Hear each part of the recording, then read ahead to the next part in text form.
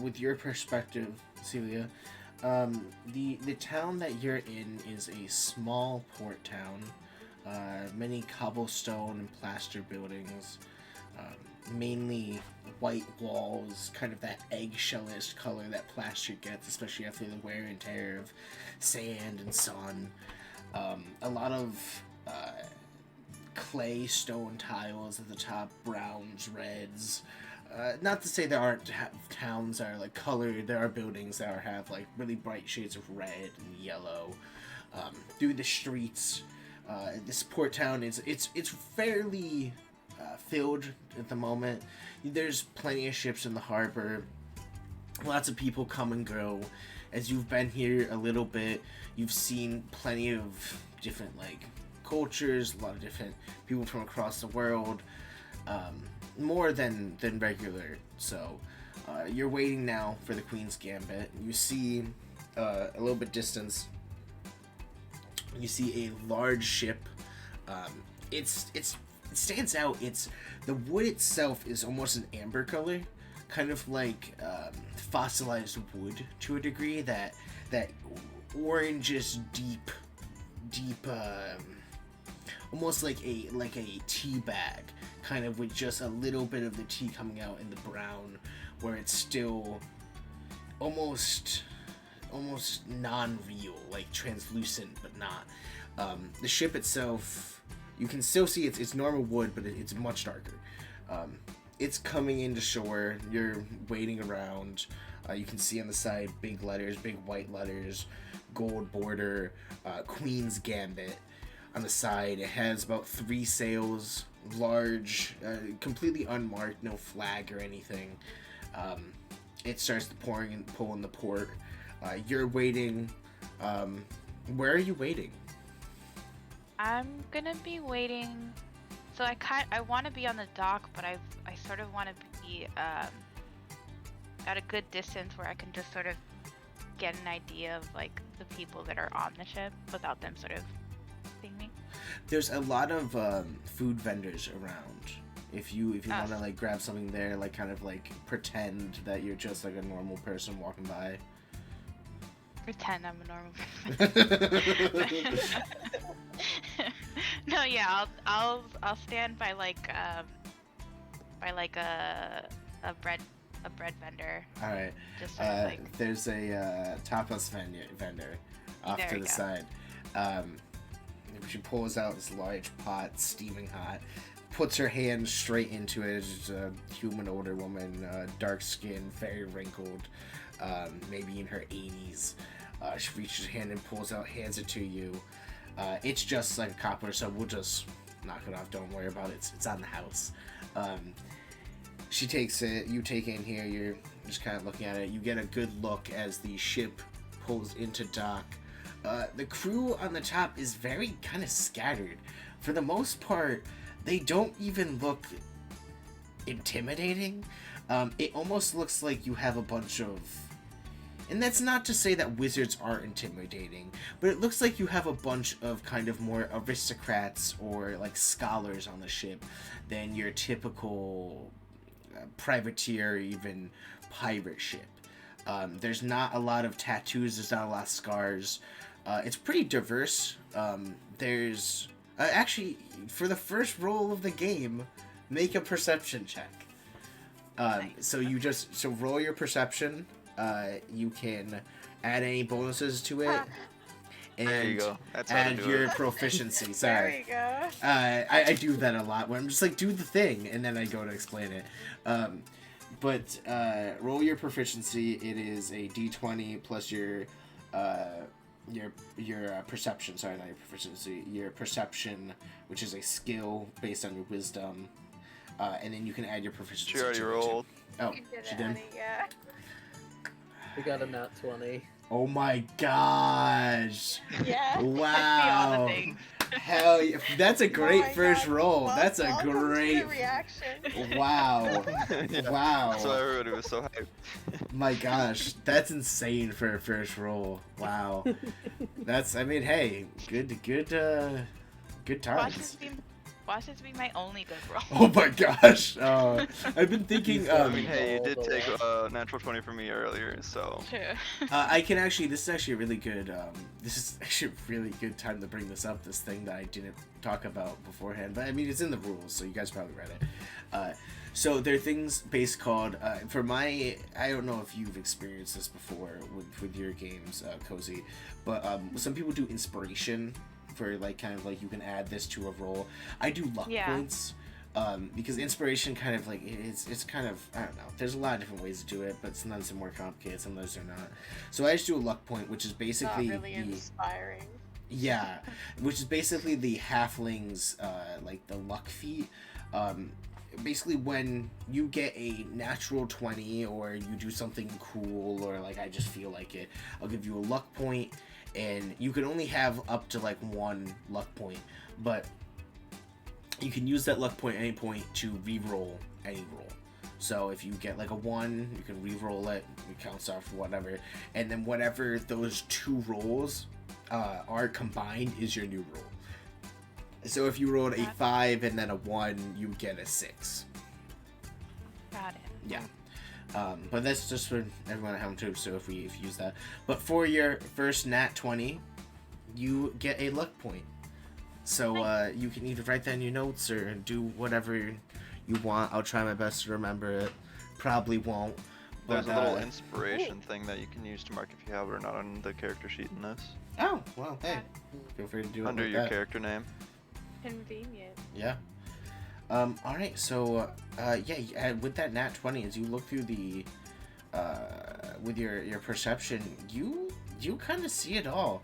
You even catch the captain, leaving her quarters, tall, very tall for a human, at least, like, 6'5". She kind of is, like, very proportional, though. She doesn't really look like she doesn't have like very long legs or anything like that. She just kind of looks almost kind of like orcish to a degree, where they just have like a very strong stance and a very strong presence to them. You see her walking out, black hair, kind of cut at her jawline, full on kind of like it's almost either a corporal jacket or a pirate jacket, blue, like a dark navy blue. Over the shoulders, red lining off the side, gold buttons, pretty nicely dressed. At her side, she has at least 2 guns and a sword. You're not sure if she has anything else. You see by her another first mate, tattoos on her face, like light tattoos, like maybe they're either teardrops or like lines on her nose and her cheeks and her face. She seems to be either from the Confederation of the Sands or the other Brujas nation. You know that specifically because on her, she has a large book on her side that is, it seems to be like a grimoire, and it seems to be written in Spanish. So you, for the most part, just kind of guess it.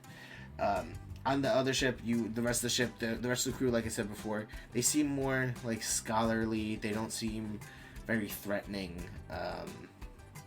There's a lot of different people from Marrakesh, a few humans, but it's a pretty diverse crowd. Got it. Is there more like magic users than anything? Yes, I would say it seems more like instead of wizards, it's not necessarily scientists, but it's kind of like arcane scholars, where like they might be someone who is kind of somewhere in between like an eldritch knight or an explorer, an adventurer, where they're kind of more of like a jack of all trades. They don't seem, everyone there seems pretty kind of specialized in their own field, so it's hard to get a good read on anyone specific. Got it. Okay. So I will. So I'll make my way over towards the captain. And I want her to like pretend that basically like she's like she's tripped or something, and she just bumps into the captain. All right. Make a performance check for me with advantage. Watch fail.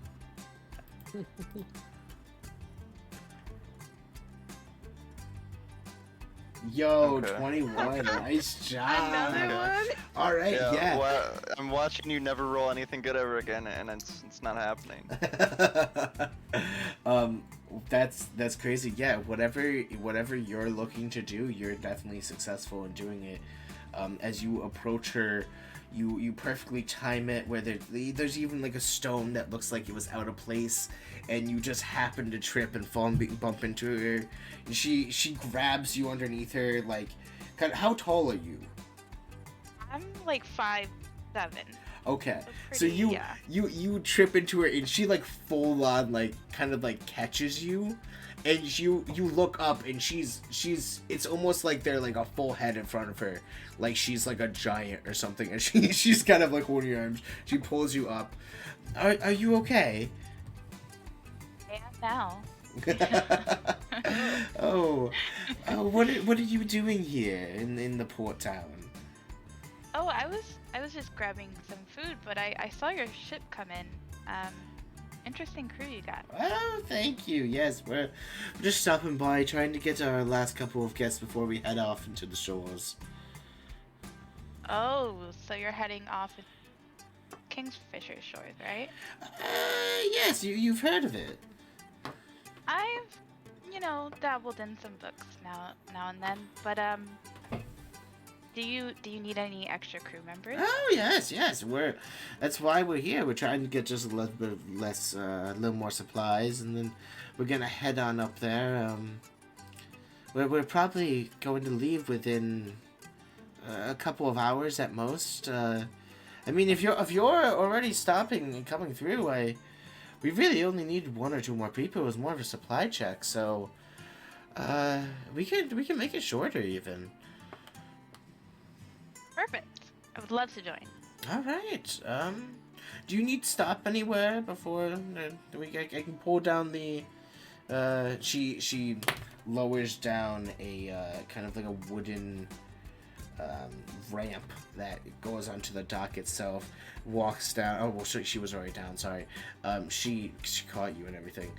She points up to the wooden ramp and well, you're more welcome to introduce yourself to talk to the crew. I'm going to go out there. Nice to meet you, I guess. Nice to meet you. Thank you for catching. Oh, you're so welcome. All right. And she strolls off. All right. So will you go onto the boat? Do you introduce yourself to anyone? Do you do anything? I would say, because I still have the taco Yes. can, so I'll sort of like who's the closest person when if I walk onto the ship. Oh, I guess we'll ask you guys. Who is the closest person to them? Or is any of you closer? Is it an NPC? What is? How about we roll? Oh yeah. See I who's mean, closer, I and that way we kinda, can like- just do character introductions right now. Yeah. Let's do 1d4. 4 will be an NPC. Or reroll 3. All right, that is Kenzie. Okay. Or sorry, Damascus. Immediately as you enter the boat, you see a 2.5 foot tall, you think it's a Duragar? You're not sure. And they have iridescent like hair that shines off the sun, and you're not really sure what color it is. It's pale. And they have a pickaxe, and that's connected to a chain that they're just sort of idly twiddling around as they stare off across the horizon. I would, I think my first thing to do is to just sort of walk over to you and sort of like thrust one of the tacos forward. Like, do Did you want some? Oh, that's very kind of you. What is that? Oh, it's a local cuisine. It's very protected here. You should just try it. I'm sure you'll love it. Oh, well, thank you very much. And I try it and I wave it up at her for a second before I take a bite. That's unlike anything I've ever had. That's very interesting. Thank you. What's your name? My name is Selena. You were saying it wrong before. Oh. I was laughing, but That's so funny. Why don't you yeah, describe yourself as well? So Selena is 5'7". She has a sort of, she's a human variant. She's just like basic in terms of her build. She's not like super muscular. She has a bit of like muscle definition on her upper body, but that's just about it. She wears sort of like very like caballero type style clothing. So she has like the black pants with the sort of sash and the hat. Just goes back to her being sort of like a revolutionary. And she just has long hair that she just sort of drapes over her shoulder. And a glaive on the back of her back. Ooh, awesome. All right, so you accept the taco. You Yes. I enjoyed and thanked the taco for the taco. right after I'm like, we're lifelong friends now. That sounds great. My friends call me Damascus, but my favorite name is Yop, but it's only for special occasions. That's amazing, Yap. I love it. Yes, this is a special occasion. Tacos, special occasion. Taco. As you two are eating tacos, does anyone else come up to join them, or is it just a two-person taco party? I think I'm gonna join in here. So you see, about 6 foot tall, satyr dude. He's in some, pretty average clothing, some traveler's clothing, nothing too fancy, nothing out of the way there. A little bit lanky, a little bit tall. Got some, nice blonde locks that go around behind his horns, and a, very suave-looking mustache. Really round out his whole character. I'll walk up and I'll be like, "Oh yeah, what you guys got there? It's been a minute since I had anything to eat, so I'd love to test out what you guys got going on there." Oh yeah, sure. I mean, I just bit into it, but you can have it. I'm so full. Oh right now. no, I thought I was gonna go grab some, but if you're willing to share, we can go halvesies on the taco. Yeah, definitely. I'm all about the halves. I mean, I'm very small. You can have my half. Oh, all right. How are we splitting this taco? Hot dog wise or hamburger wise? Just take it. It's really fine. I accept the gift. I'm very grateful. You're making me feel like I'm taking something now. I was just I feel like I've been. Well, I mean, you did come over here and like. All right, I don't need a taco. It's all right. Hi, I'm Topher. Wow. Nice to meet you. Damascus. Selena's like recovering from a laugh right now. Can I be Constitution walking saving throw. over? Can I be walking over as they're arguing? All right, you see a group of 3. I mean, they look relatively normal in comparison to everyone else on the crew. They look kind of the same. You see 3 people fighting over a taco, and you kind of understand why. It is not quite a The food. Yeah, I don't know. You guys are making this a bigger deal than it is. I just asked what kind of tacos you had. You know, it was really just all that was that. I simply tried to give him the taco. He got offended that I tried to give him the taco. Yeah, I was not offended. All right, stop. Is there You don't need to speak problem for me. here? Okay. No, there's no problem here. Nothing's wrong. We don't need to call the captain, do we? No. Let's Hey, let now, them calm fight. down, buddy. Calm down, buddy. So the. as long, Oh, Go no, ahead. Go ahead. as long as everyone is not causing any damage, I suppose we're fine. I suppose so too.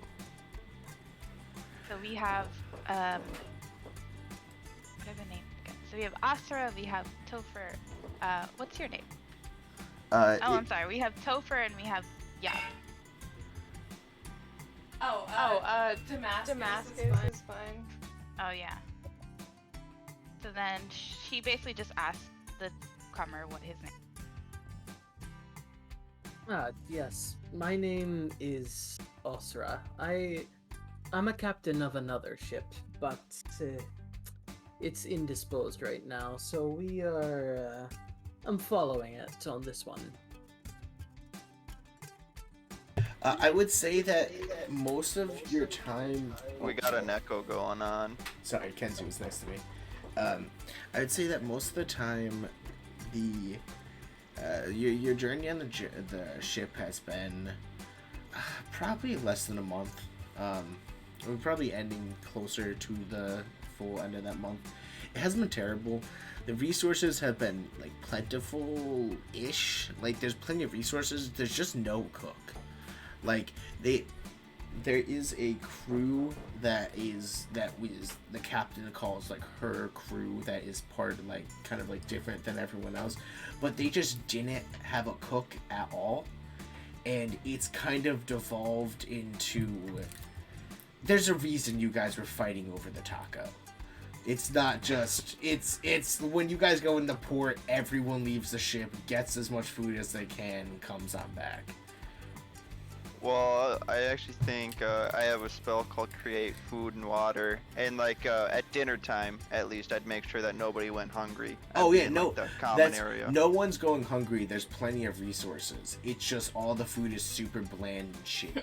Oh my god. You guys Oh, that makes sense, yeah. there's not really much to do on the water as well, other than like get drunk and like eat, or like sing songs, practice whatever you're doing.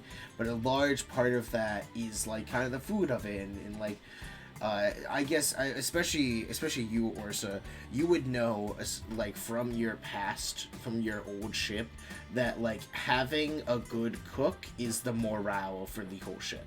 So people are just kind of pissed, just kind of a little bit peeved.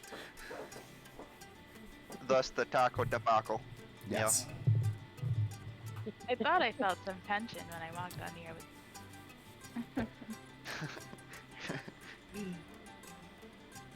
I'm sorry, Topher. Can you say taco debacle? Oh, the again? taco debacle. You know. As you say taco tobacco again, the captain returns back from her trip. She's carrying a crate. It's pretty large. She puts it down near a couple of the others, addressing her crew. Oh, all right. Does anyone else have anything need in town before we head off to the Fish Islands? I'm all set. I'm good. All right. Yeah, I'm all fine and dandy right here. All right. Well, everyone knows their places. Crew up. Bring up the sails. The people start running about. Everyone's kind of like gets into their own thing. Do any of you work with the crew members? Are you guys more just kind of taking passage, or are you actively working with the crew? Are you putting up the sails? I would be helping to lower the sails. All right. Yeah, I'm helping out wherever I'm needed. All right. I'm just sort of standing by the cannon. You, Celia, right? Selena. Selena.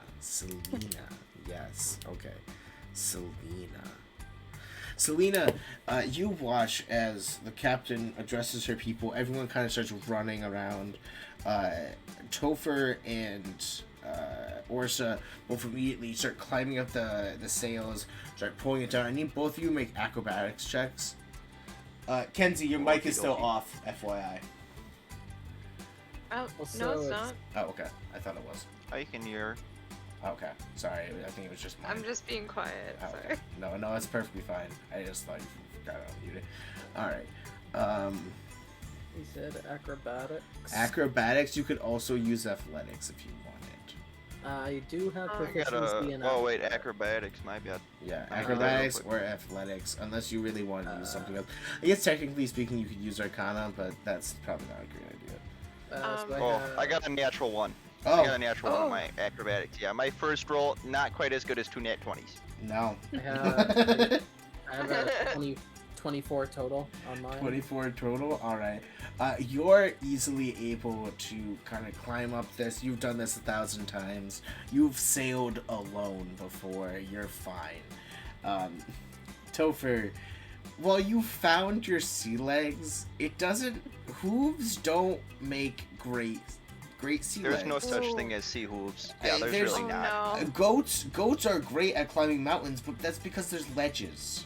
Not Yeah, flicked there's with no water. ledges here. Yeah, So- especially a large pole in which like satyrs aren't necessarily known for their short arms, but also not necessarily their long arms. So you're trying to scrounge up this, and you get about probably to hold right on. about Could the sail. Could I have my familiar give me a little help action here? Introduce them. I forgot about that.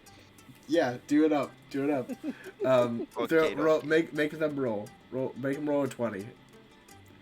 What? Oh, make my familiar roll. a Yeah, 20 make your at me. familiar roll a 20. Okay, let's see it. They also got a 3, so yeah, not good there either. So as Oh dear. why don't you describe what your familiar is? So what do the people see as what tries to help you here? So there's like a tiny little monkey with a big poofy Albert Einstein like white hair. And they come over, they see me slip as I get a little bit higher up, and they also fall with me. They just, fall on top of me.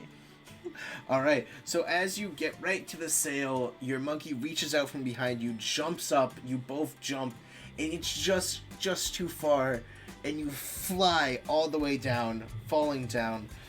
Damascus, if you don't mind, can I do something for you? Sure. Okay. You see them both falling down, calling your own friend. A large three-legged stone creature jumps up, attempting to catch you three, breaking the fall. So- He's not. You can describe him as you are, but as this very dense creature smashes into you, it's not pleasant. Both you specifically, Topher, you're gonna take 1d6 damage. Okay, that sounds about right. I Two. actually You take 2 bludgeoning. rescind my offer for you to do that. I have a reasoning for it though. Okay. Damascus basically made my steel defender to be more like a silver defender. It's got a ton of like filigree and like random bullshit like on it because Damascus really just wanted it to be an art piece. So actually it's a really delicate thing, so it would probably be pretty gentle, but it might hurt still. All right. I agree with that. I'm going to change bludgeoning damage to piercing damage, but you are still taking. Okay, You're that still makes sense, taking yeah. 2 damage. Sorry. So That makes the sense. the model we were using before was just Boldre from Pokemon. The 3-legged like stone like Boulder, yeah yeah. boulder.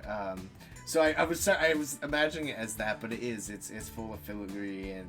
Yeah, I didn't mean metal to and- interject, but it is No. like No, thank you for doing that. I completely pointy. forgot. Yeah, he's much more elegant and fancy. But yeah, so you get caught. The sails get thrown up. Someone else takes your job. By the time you kind of like come to it, you're a little bit hurt. The sails are going. You're fine. It happens. Let me just roll 20 here. I want to see if the captain notices. I accidentally rolled a 12. That is a 12. Oh, okay. The captain, as she is closing the door to her thing, she sees you smack down on the ground. She scoffs. Oh, Tofa, you've been a great addition to the ship, but maybe you shouldn't help out as much as you do. And she Yeah, closes. Topher's there just She- like as on all she fours, finishes just the trying sentence, to recover. As she Just lost.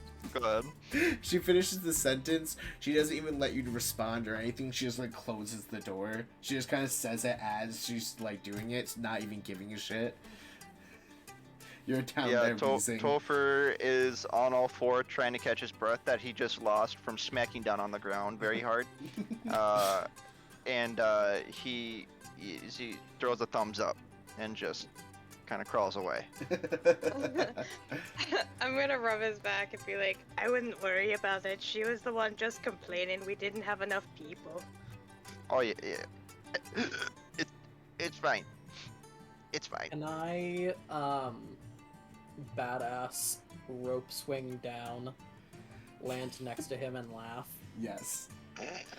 I'm also. Let's see that roll. Let's see Wait, that wait. roll. What- bud. what- Let's see the roll. what- Okay. Let's see the roll before you call it badass. Actually, to be honest, based on their backstory and their stats, they don't need to roll for that. All right, whatever. It's fine. I'm They okay can with just do that. What were you gonna do, Cozy? She just sort of, she's like finishing her taco and she just calls out like, "That's rough, buddy," and then just continues eating. I feel very consoled by that. Thank you. Oh, do not worry, Topher. You will, learn eventually. As the He's just on the ground captain, shaking his head, just ashamed of himself. the captain comes back out of the out of her office after a minute, holding a tray of. They seem to be tapas, but they're not. I would say like 2/3 of them are like intact.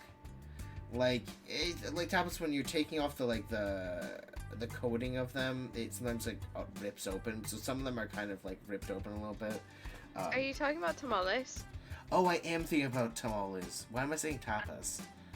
What was that? Tapas are like Tapas are like Spain small thing. snacks. Yeah. Yeah. Oh, yeah. You're so right. I was talking about tamales. Thank you. I was. Thank you so much. I was like, I'm what? sorry. No.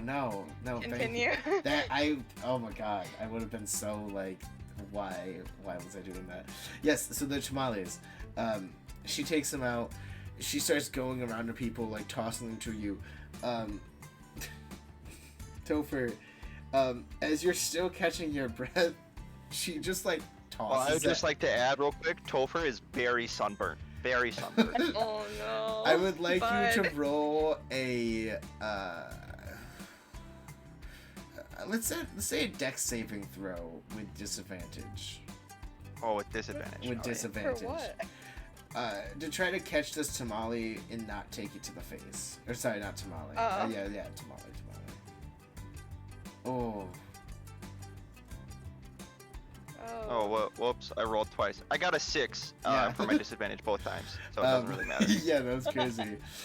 Trying to, as she's walking around tossing it to everyone, I would say the rest of you, while you're aware of the situation, she's really not making it that difficult. Topher, you're just still out of air. She kind of tosses it at you as you're just like kind of standing up, and it just smacks you in the face, falls into your hands. You don't take any damage or anything, but it just kind of adds insult to injury. You know, I'm used to it.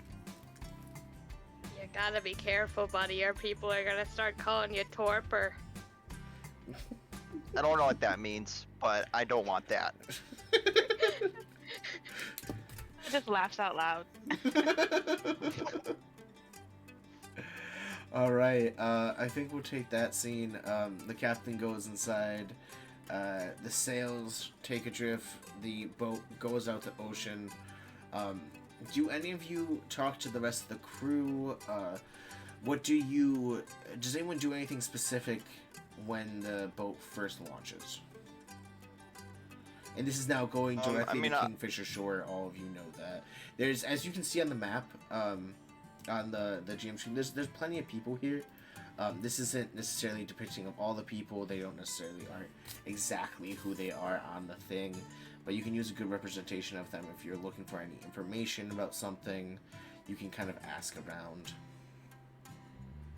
I think that Topher's going around. He's kind of asking everybody what their motivation is here, like what they're doing on the ship here. Just trying to get a vibe of like the people on the ship, you know. Okay. As you go around, I would say you probably did some of this too before Selena got here. You it seems a bit actually. Yeah. Roll me a persuasion check. Roll me 2. Not with disadvantage. Separate persuasion yeah, checks. 2 separate ones. Okay, good. Okay, good. It's nat 1. Ooh. Okay, And yeah. another Okay, nat yeah. 1! Oh my god, Yeah, you rolled 3 yeah, natural nat ones. ones! I've rolled 3 natural ones so far. Yeah, this is what I'm talking about, Posey. Yeah, straight up taking my natural 20s from me and giving me natural ones. I mean, Sorry. you've rolled more natural ones than she's rolled. So. Yeah, like I said, I roll shitty. Yeah, I do not roll good. Oh my god, Can that's so Damascus funny. pretend to fall, like, just for no reason because we're on the ocean? Just You- to bring attention you- away you- from you- them? No, diva- no, I you know start what diva happens, dropping. and I do like. I see what happens, and I don't want your pity. I don't want it. You died. Can I Just just because you don't want it interject? doesn't mean you're not getting it, bud. Go ahead. Can I Cozy. interject for a second? I rolled one of his like actions and I got a nat 20. Yeah, before the stream started, you rolled my attack, and you got a nat 20, and now I'm cursed. Oh my gosh. Oh my gosh, that's so I funny. think now, after whatever happens with the crew, I'm gonna go into the front and do a little Titanic, I'm the king of the world, just to boost up my morale. Morale. I would say that overall, you really don't feel like many people like you on the ship. Oh Don't god. it's Oh, it's God. kind of sad. You were expecting like kind of adventure. Like you came from a small town. You didn't really know much about pirateering or like even sailing in general. So you expected everything you knew was from like from books and like stories you've seen and like people have told you. So you really weren't expecting just the discomfort you felt where people just kind of, it's not like they dislike you, they just are like, oh shit, it's that guy, hey. And you can tell when you walk in a room, people kind of like tense up and like just are like, you just don't really feel comfortable anywhere. You've tried to you've tried to talk to people to gain some information as you've gone through the places, but you really, people haven't opened up much. They'll from the most part, the biggest vibe you've gotten from everything is that people, everyone here, other than like some groups, like some, there's like a mother and daughter, there's a group of 3 Duragar. There's some groups of people. There's like a solo drow. Everyone kind of seems to have their own purpose and to be hired out by different companies to investigate the black cube, ethereal cube, void spot that has appeared by Kingfisher Shores. Yeah, so, like I said, I'm gonna go to the front of the ship and just kind of quietly to myself just with a little one singular tear roll down my cheek and say, "I'm the king of the world." Oh Dying. my god, wait, I'm gonna roll a D100.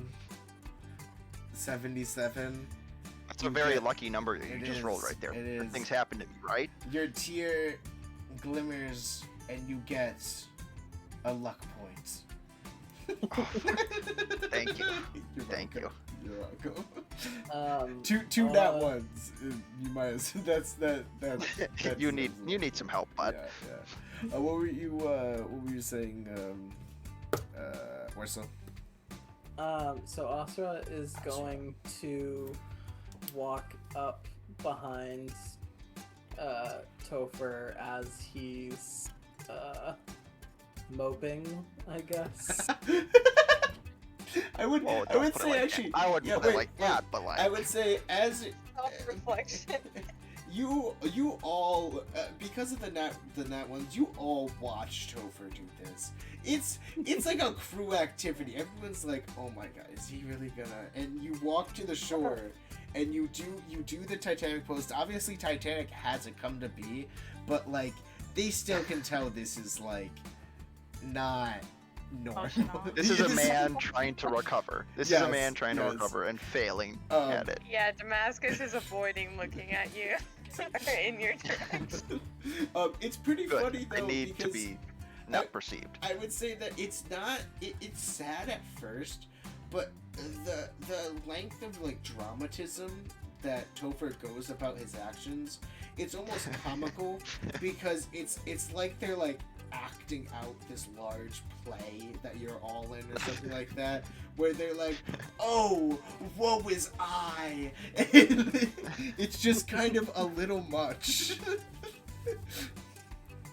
All right, what do you do, Asra? So Asra is going to walk up behind him and put her hand on Topher's shoulder. You're at least trying, which is more than some people. Don't give up yet. You know, just wait till we get on land. Once we get on solid land, I'm your guy. I'm gonna be hopping, skipping, and jumping around. You know. Well, unless we're in sand, and then your horseshoes might get a little You know, dirty. Have you never seen a beach horse? Those dudes are majestic. Okay. Yes, but that is not quite the term I would use to describe you. You wouldn't call me a beach horse? I wouldn't call you majestic. Oh my god. Oh, Please just get away from me. You hear Yeah. you hear the water splash against the ship, and it says, "Oh snap!" Damascus takes a long, uncomfortable sip from the water flask, quote unquote.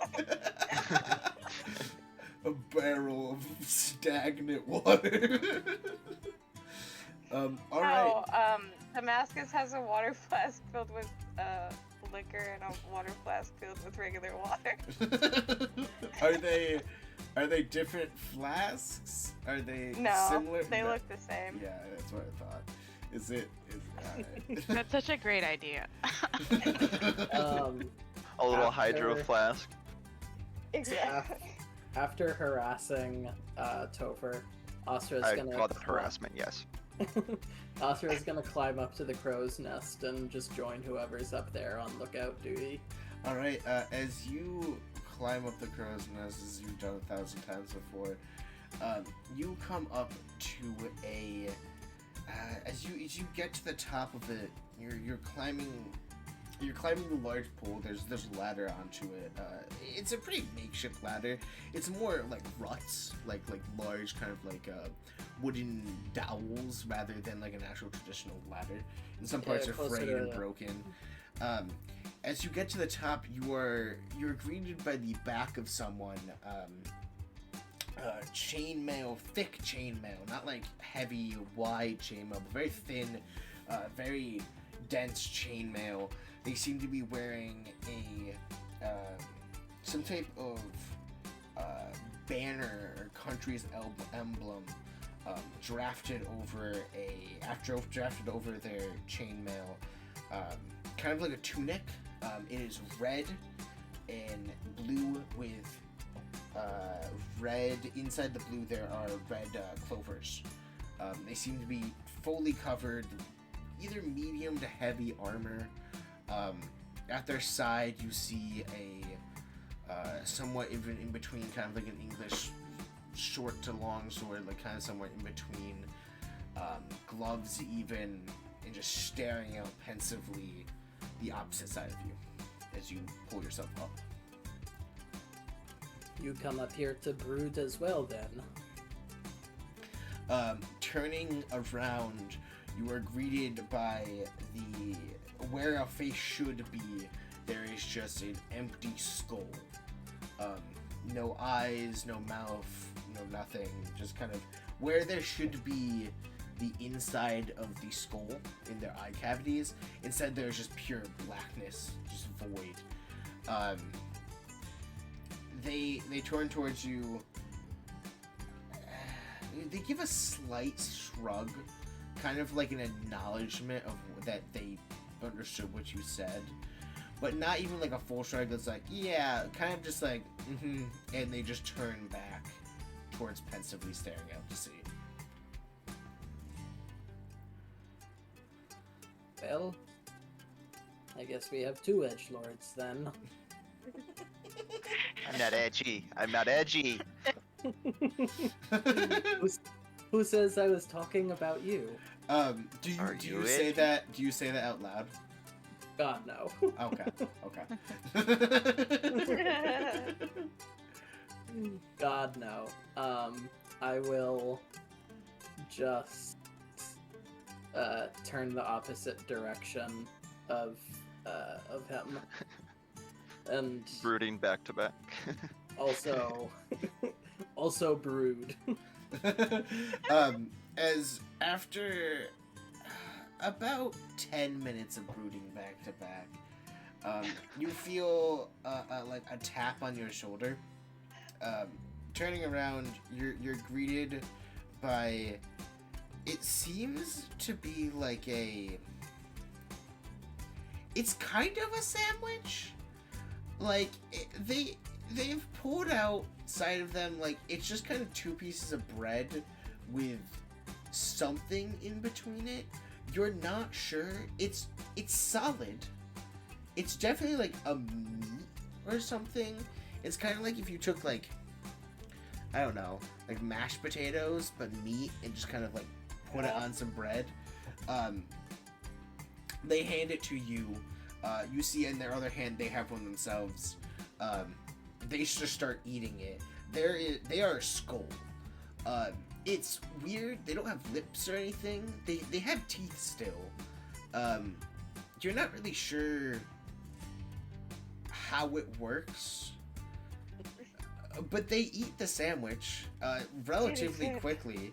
And as they finish off, have you tried it at all? They ate it very quickly, so it's not necessarily unreasonable for you to just kind of stared at them as they just kind of like devoured it. I think I'll take it when they hand it to me. All right.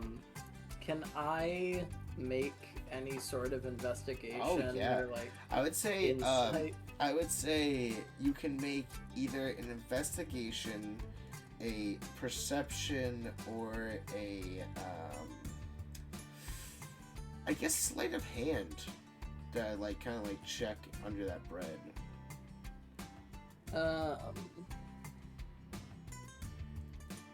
I would allow history too, because if you know like things about cooking. I think I'll go with perception. Okay.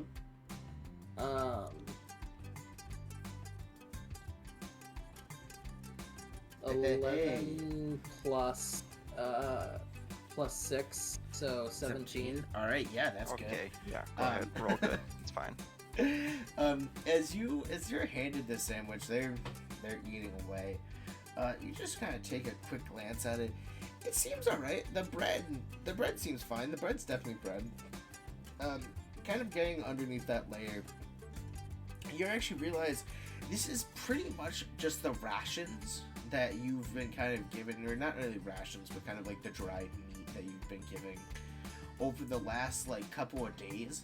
But it's just been like soaked in like alcohol or like some type of like liquor scent, and as you like bring it up to your nose, it just reeks of booze. Like it's like you just have like a bottle to your nose. Well, nothing better to do. I'll chow down. All right. As you eat the sandwich, the alcohol taste isn't great, but it does its job. It's really not that bad. You definitely feel the effects afterwards, as it was definitely packed full of liquor. And the skeleton man side of you seems not really affected by it, but as he watched you eat it, there's definitely his demeanor, his body language kind of like calms down a little bit. He points towards the. What's your weapon again? Are you doing the? I have a longbow on my back and 2 short swords on each hip. He points towards, or I guess they point towards the swords on the side of either of you, and a raspy, almost echoing, hollow voice comes from them. It doesn't really come from their throat as much as it almost just comes from their general direction, almost like it's caught on the wind. So you use 2 swords. I prefer my bow, but I use swords as well. You need to be on the front lines of combat in order to truly get the will of your god's love.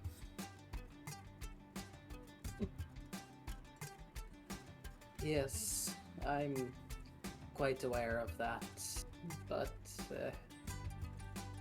no matter how much I trust in her, I just feel a bit safer in the back. Oh, by her evening glory, you will find your place. I have By been her glory. by her glory. And they turn back and just stare back out to the ocean. And we'll just continue brooding. Next Alright. person. All right. I will be right back. I just have to go to the restroom. Got it. Yeah, that was. I was Yeah, like, I had a great time. I really love playing Dungeons and Dragons. oh my god, you 2 fucking nat ones. No, 3 I nat know. ones. 3 nat ones. 3. Oh god. Yeah, sorry about the torpor joke. It was just too perfect. I genuinely didn't know what the word torpor means, so. I posted it in the roll. Yeah, I read it now. Okay. Yeah, it was funny. You're doing your best, sweetie. I'm trying. Oh. I'm trying so hard. Okay. Supportive mom vibes. Yeah. Yes. That was so good though. Sorry, I was, laugh at everything. Oh, wait, no, go I ahead, was- sorry. I was dying. I had to mute my mic because I was laughing. That's what we I'm go so- for here. I'm so I'm a man that likes to call my shots, so guess what?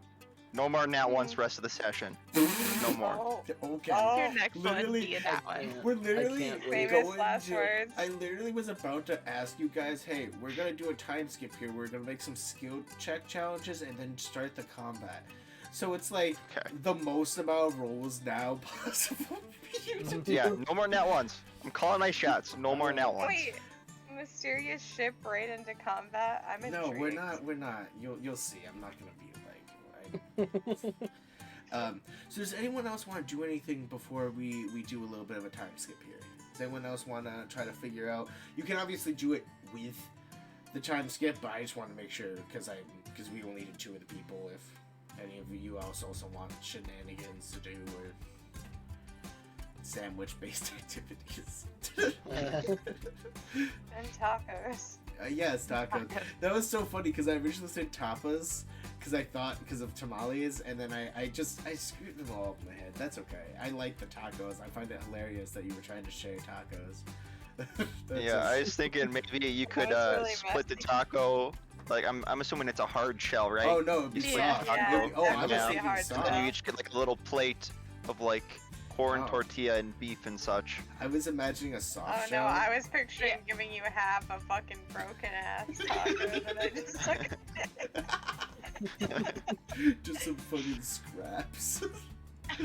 Oh my gosh. Yeah, no, I don't got nothing more that I need to do. I'm just ready and raring to roll some dice to prove Alright. everybody wrong. Okay, so Wait, we're gonna... I have one thing. Okay, do it up. So, because this is going to be my character's sort of like first time leaving. So Yes. I sort of, the whole time that things were going on with Topher, she was just making direct eye contact and sort of chuckling to herself. But once that sort of dies down, she moves on over to like the edge of the ship and sort of puts her hand over the words are leaving me right now. What is that called? Banister? The bow, maybe? Bow? Oh, ship words. yes. The bow is the bow is a direction. Banister, railing. Yeah, railing. She sort of puts her hand over the railing / banister, and she takes out like a little sort of like hide, and on that hide is a painting of like different people, like her family basically. She sort of looks out into the land and looks back at the picture, and she whispers to herself "cuídate," which means like take care of yourself, because she's not sure if she's going to see them again.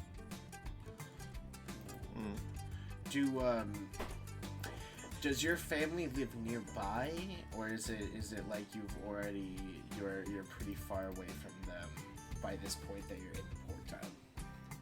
So by this point, she actually doesn't really know. It's been a time, like it's basically been where essentially for their protection, they've had to just separate from each other. So she knows that they're, she has a feeling that they're probably alive, but she just, for her protection, she just had to get away. All right. As you say this, can you roll a perception check for me while you're looking into the ocean?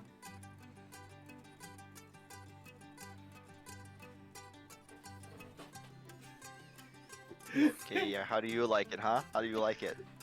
As you look out into the sea, the waves are splashing against each other. They kind of seem to overtake one another. You see little bodies of fish, little like schools of creatures. You see many a different thing as you are just kind of saying this to yourself, reassuring yourself. And then you see above you, crossing the sun and catch your attention, there's a hawk that flies above. And you watch a feather kind of fall and kind of swoop down, and it almost comes towards you. But then the wind picks it up and kind of flies out, and you watch it land on the water just kind of nicely. And as you go by it, you watch it fly out, and you watch it fade into the distance. Wow. All right. Anything else anyone wants to do? I'm I'm good. good. All right. Okay, so now we're going to do a bit of a time skip here, as over the next month you all live on this ship. You're kind of going in your day in, day out interactions. The rest of the crew are pretty nice. I mean, there's definitely some edgy people here. like it's more paladin edgy, where they're just like really devoted to their work. But then there's still people like the Skull Man over there. That's just kind of like, it's just too much. But for the most part, people are nice. The captain, she's alright. She's like, when she's into you, she's really cool.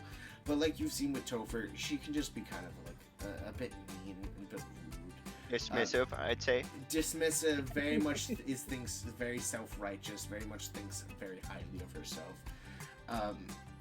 So over this time, I want everyone here to, based on your skills, one of your many of your like 20 whatever skills, pick a skill, and pick something that you want your character to do over the next month or so.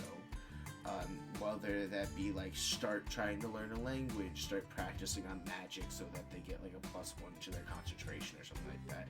Any small little thing, maybe you do some trinkets, maybe you investigate and talk to people, and you find some information about them. Maybe you try to break into the captain's room. Maybe you become the cook and make a bunch of friends. Like, whatever you want.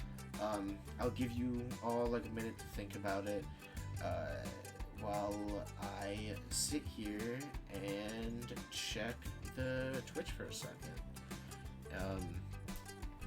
Yeah. Anybody want to go first? Thinking. I'm thinking I'm probably gonna try and make friends with the captain a bit more. I think Topher, he is, a pretty skilled little whittler. He is going to try and make some whittling art of people on the ship and gift it to them Okay. to try and boost his social standing. We'll start with you, Topher, because that's relatively simple. Give everyone a moment to think about things. Topher, make a performance check for me, starters, unless you want to use something else to whittle with. You could use strength, Performance. you could use Well, athletics. I got performance is good. I Okay. like performance. Okay, I only got an 11.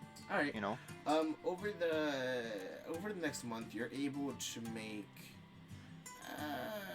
You're probably able to make like 3 or 4 of these little. What kind of statues are you making? What kind of art is it?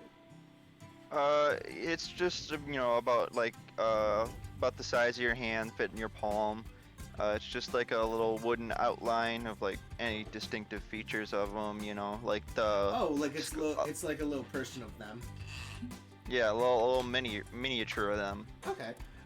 Not super detailed, just like a cute little caricature. Like a chibi version. Okay. Sure. Yeah. Yeah. I would say because of your 11, while none of them are offensive or like would offend anyone, they're not great, but they're pretty good. Like they're cute. They're cute, or at most they're like, oh, that's nice of them. What is she doing? She's silly. Alright, so you're going to go around, hand them out to people.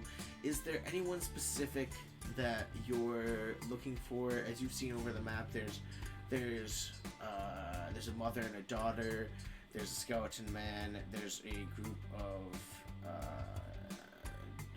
gnomes, or like Durgar.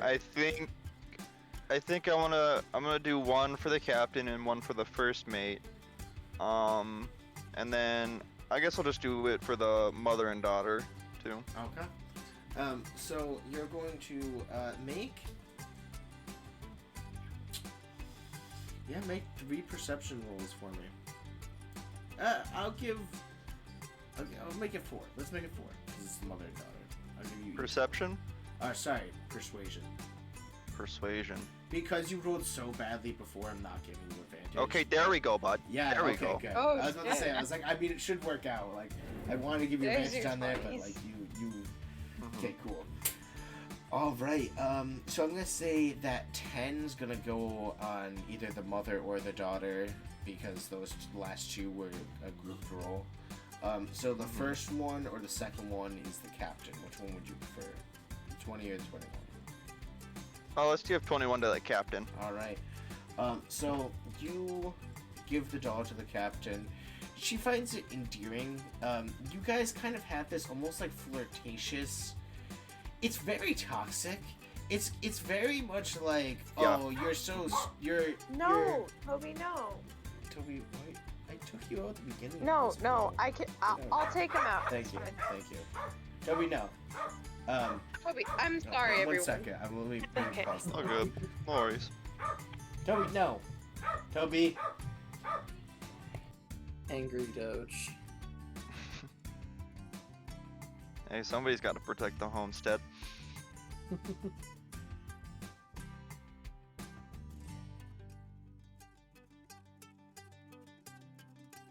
Do you He's guys doing think his that this is a whiny good noise. move? His whiny noises. I think it's a Flirting great with- move. Flirting with the captain. Okay, Yes. so I am back. Okay, yeah. So she And the first mate. There's kind of like a weird like, oh, you're so goofy. Let's say goofy. Let's use the nice word for it. Where it's like she doesn't really think highly of you, but she kind of likes that. It's not great. So when you give it to her, it's like, oh, that's nice.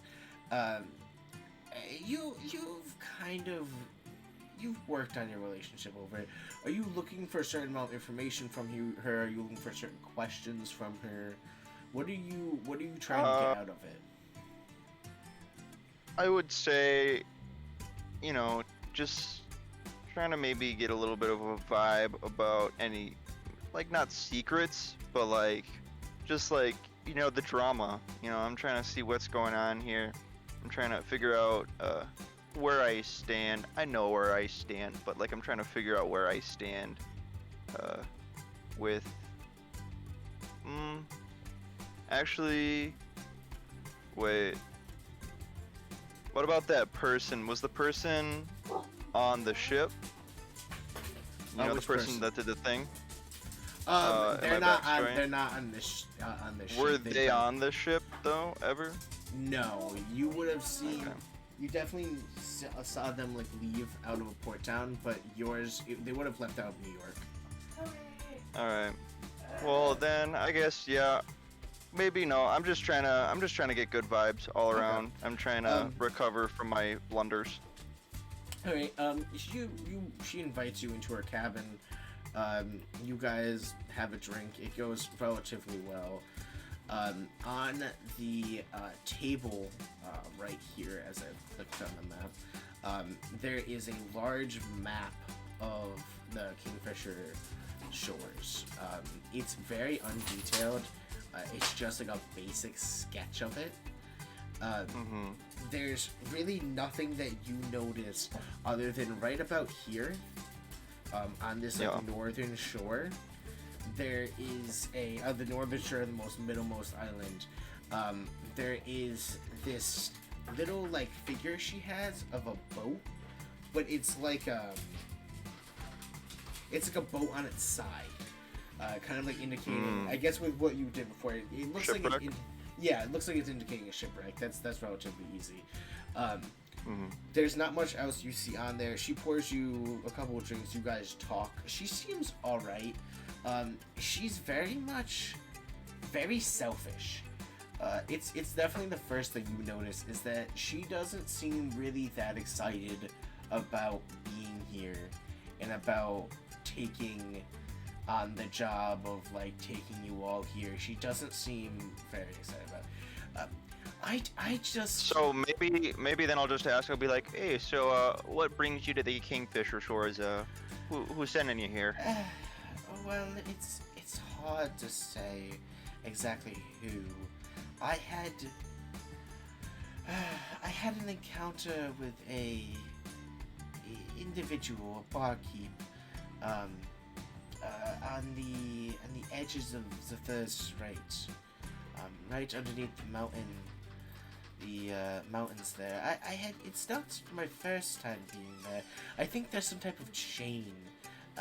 It was a bar, very filled with maracas. creatures of all kinds and what have you. There was a large hole in the center. They would occasionally drop people in there, and so it led to some mine or something. It was a bustling place. It was pretty fun. The barkeep talked for a bit. Darren or something, Darian, and he gave me this quest. Said there was a ship off in the closest ports. Gave me the name for a man. It was relatively easy. I was quite inebriated by the end of the night, so I don't really know the full details, nor do I really remember him much. But it's fantastical and magic, and I went down there the next day, talked to the people. They offered me a lot of gold to take a crew of people to Kingfisher Shores. And I didn't. This isn't even my boat. The boat was provided for me. I just had the captain's vessel, so it's. Oh, ain't that neat?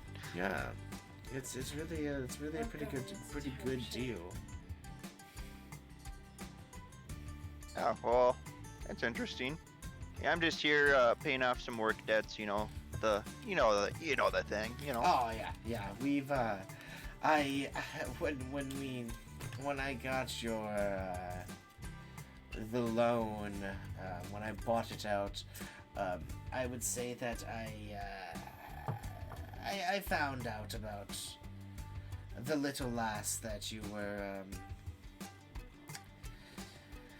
Well, I appreciate your chivalrous behavior. Let's just say that there aren't a lot of you hooved individuals that care about a young lady in that way. You just gotta kind of look out for everybody. Don't want nobody needs to go through anything too traumatic.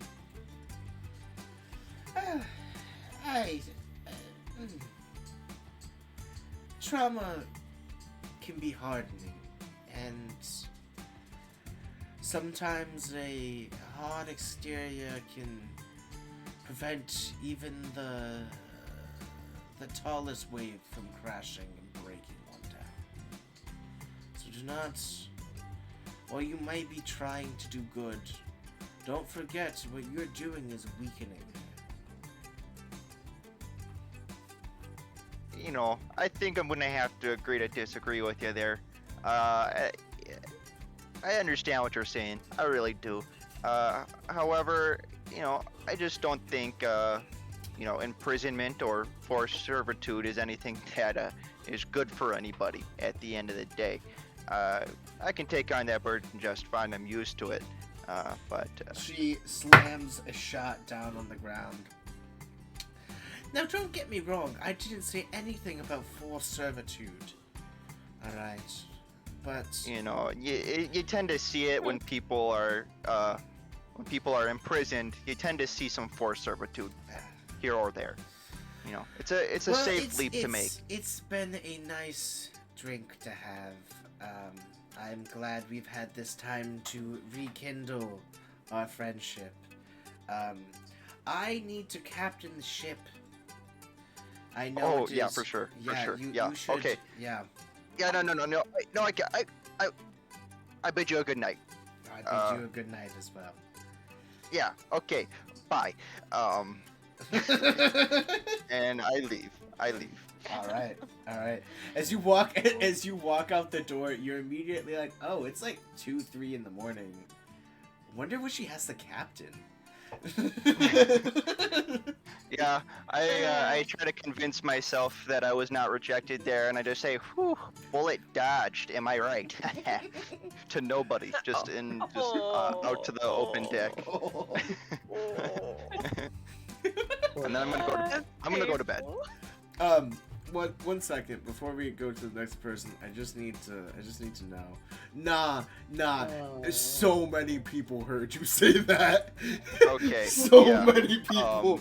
yeah. You don't. I thought I repaired my relationship, but I did not. I'm assuming that rumor will spread. Yes.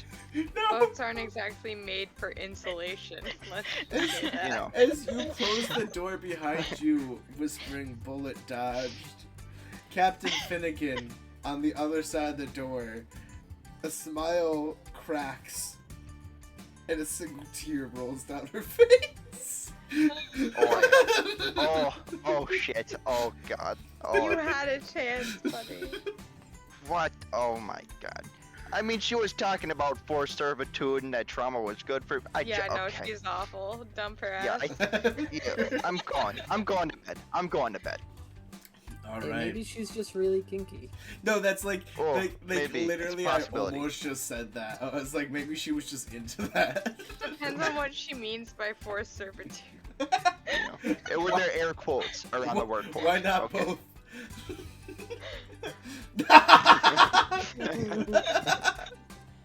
Okay, I'm going to bed now. I'm going to All bed. right. All right, you go on off to bed. So who is next? Who would like? What skill would you do? What are you trying to do over the over here?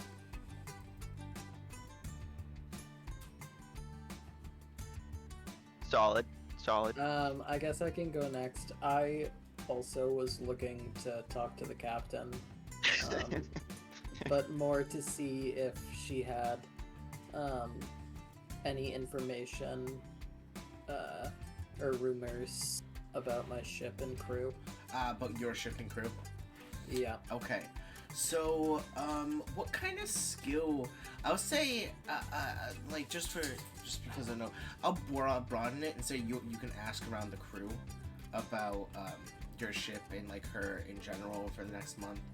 I'll actually say also because I didn't finish off your other thing that you were supposed to do, Eric, that you were doing. When asking about Kingfisher Shore and like asking around the three groups, you find each of them really don't know much about it, and they all kind of have their own theories about it. The only thing that you found that was really a striking force between them all is that basically all the boats that have come there, not many people come back. There's not a lot of information about there. Even when they do get pilots that are able to get that far and fly over the largest ocean like that, they don't really report much back. Like, it's almost like they forget. Alright, going back to you, Orsa. So asking around her and them, so what skill are you looking to roll? Probably investigation. Okay. Give me an investigation roll here. Alright, I'm not very good at these, so we will see what happens. Hey, So that's an not bad. Well, yeah, but I have a -1, so that's an 11. That's still over a 10, which is a good milestone there. I'll say asking around. What's the name of your boat again? For me to... The Bellerophon. The Bellerophon, okay. I knew it was something, I really liked the name choice there. I'm terrible with names. The Bellerophon, alright. So asking around, give me another perception, another investigation check, and give me a second stat as well. A second skill. Whatever you choose. Just a generic second skill. A generic second skill that you feel that you can use to either convince people or to show people maybe like the ship you're talking about. Maybe it's like a drawing you have. Maybe it's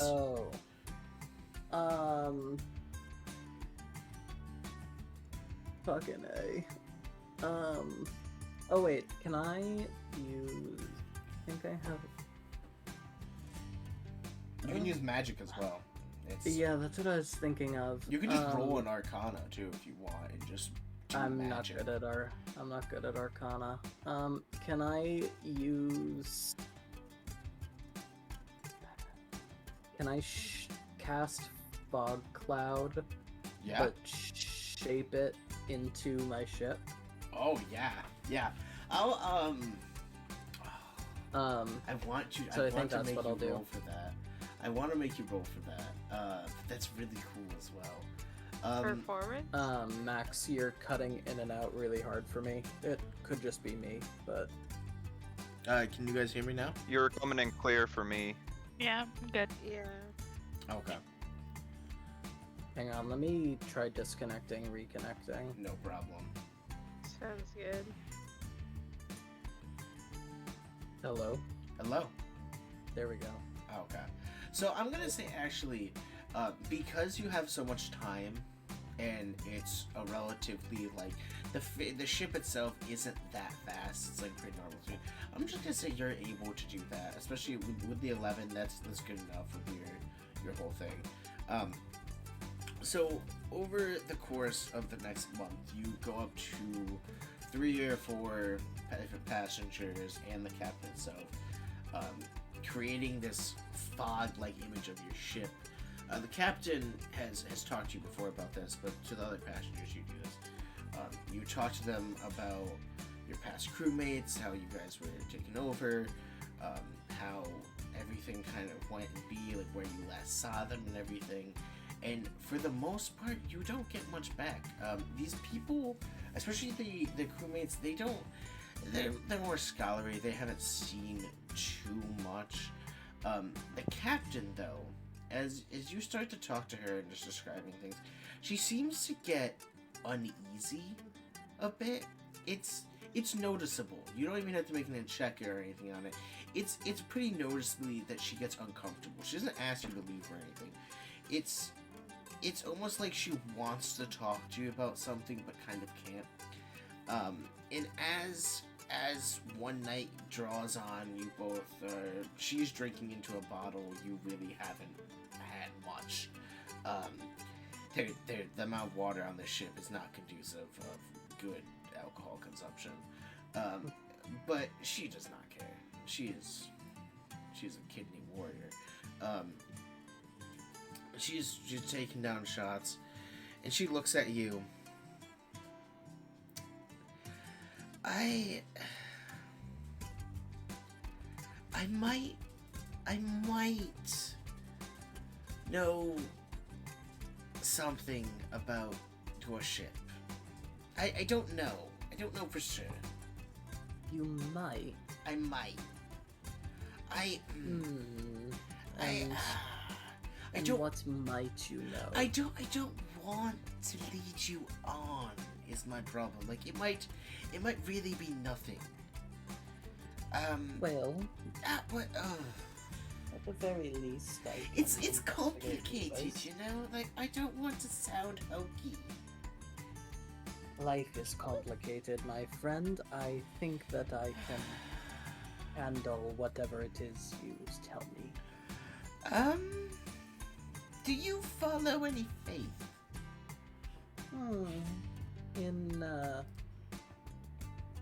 I am in devotion to her ladyship. Oh, the Evening Glory. Indeed, born and raised. Okay. Then this shouldn't be too weird for you. So I follow a small sect, small order of people, kind of similar to your ladyship, in kind of a different way. Have you ever heard of the Lady of the Mists? The Dark Mistress?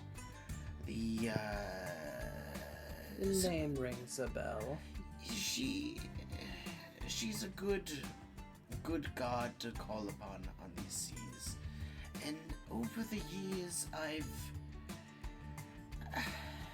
I've gotten visions of things in my sleep. Every time a fog rolls in, the next night I have these. It's happened 5 or 6 times over my career. Nothing. It's complicated. It's not like I know what happens or see. It's weird. It's like I experience and see it without actually being there at the same time, without seeing it. So you're kind of projecting. I guess it's. While I love Our Majesty, the Lady of the Mist, I'm not big for devotion. I've seen one too many bullet wounds fester and kill the innocent to really trust in divinity any longer. But she is real and she watches over me, and I know that, and I love her for that. But to get to it, I had a dream the day before you came on the ship. A ship sailing off, similar to your fog creations, but I mean, that wasn't really much for me. But the part that I didn't understand was... And I really thought it was just because we were heading to Kingfisher. But they had gone to the island, and when I saw the map, I knew it was the place. I'd seen a top-down version of it. When I saw the map, I immediately recognized it. It's relatively accurate. The problem was that they did not land on the shore, but instead ran it aboard. The billows of the wood shattering, the ship coming crashing down. But that wasn't the weird thing. There was no crew on the ship. It was just a ship afloat, going full speed at the island, coming to a shearing stop, wood splintering everywhere. It was like I was right in front of it, and then it just wasn't anymore. The wood disappeared, it just wasn't there. But there was something. I don't know. I've drinking half of this bottle thinking about it. It's been neighing on me. It's been really hawking on me, and I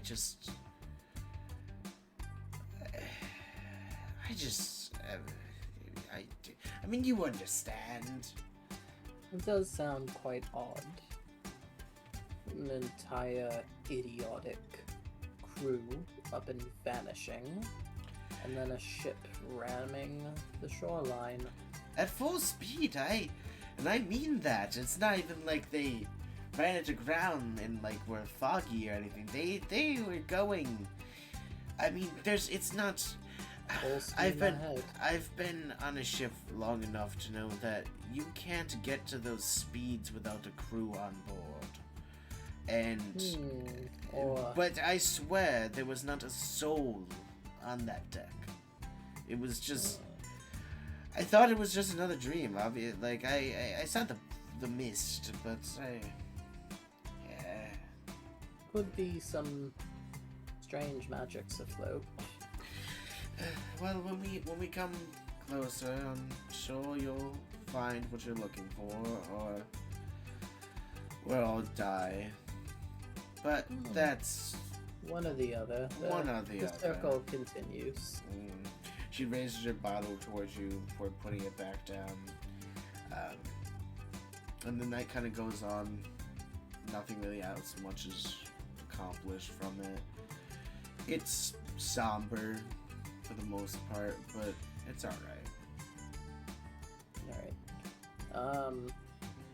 Cool. I think that's about all the information I can get from her, so I think I will bid her good night and head back to my cabin.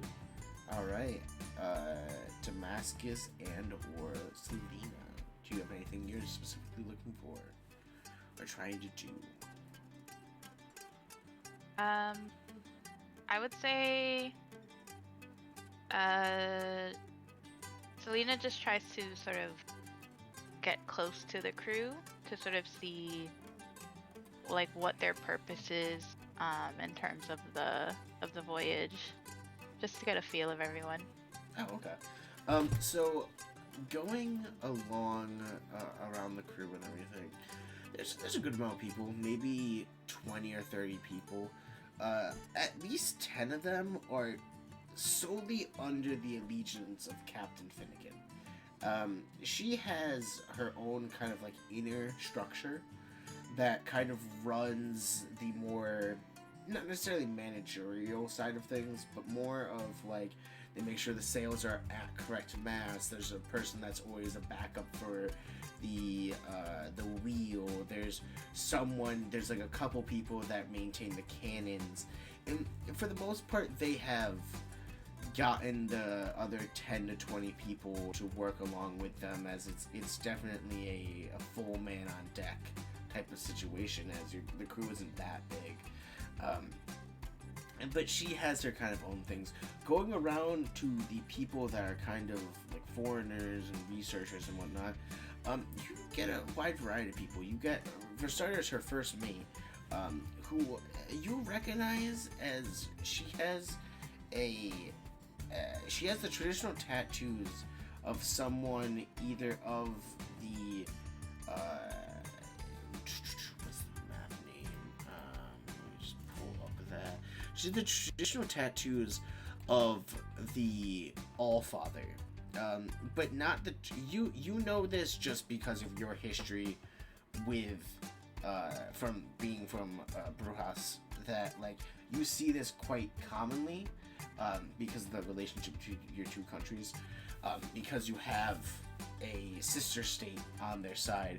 But the Confederation of the Voice of the Sand, when the Allfather used to live there before he left and traveled the countryside, they used to have these crosses on their face and their chin, and would kind of like decorate themselves with the symbols of him. She seems relatively fine, very quiet, really doesn't have much. The rest of the group, there is a mother and daughter that you talk to who is from the Congo of Zimbabwe.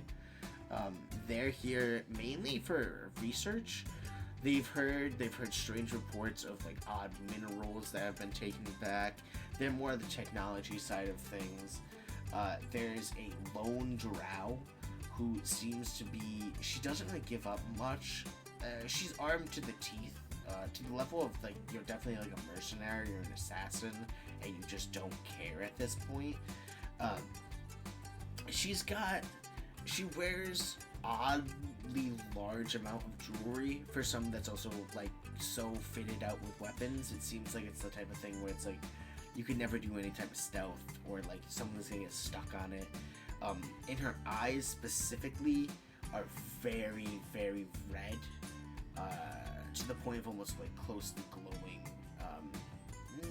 Let me make a roll real quick here. See if she's, it's not really a persuasion on you, but as much as a 19. Okay. Alright, yeah, no, she's willing to talk and whatnot. She talks to you about how the Kingfisher Isles, or Kingfisher Shores, her people have sent a couple of boats here to no one coming back at all. They've sent 3 vessels, one, the final vessel, with not a standing army, but over 100 people in the boat, and none have come back. So their people have just basically kind of like, they kept trying to get the original crew back, and it's just turned into like an almost like, kind of like a ghostly massacre where no one knows where they've gone, and there's a lot of families that have been trying to find the people they've lost. And she's kind of come here on her own personal vendetta to try to find someone. There is also, I guess the only thing else that's really out of note from people going around here is that the 3 Duragar, or like deep gnomes, are not entirely sure which. When you try to start talking to them, they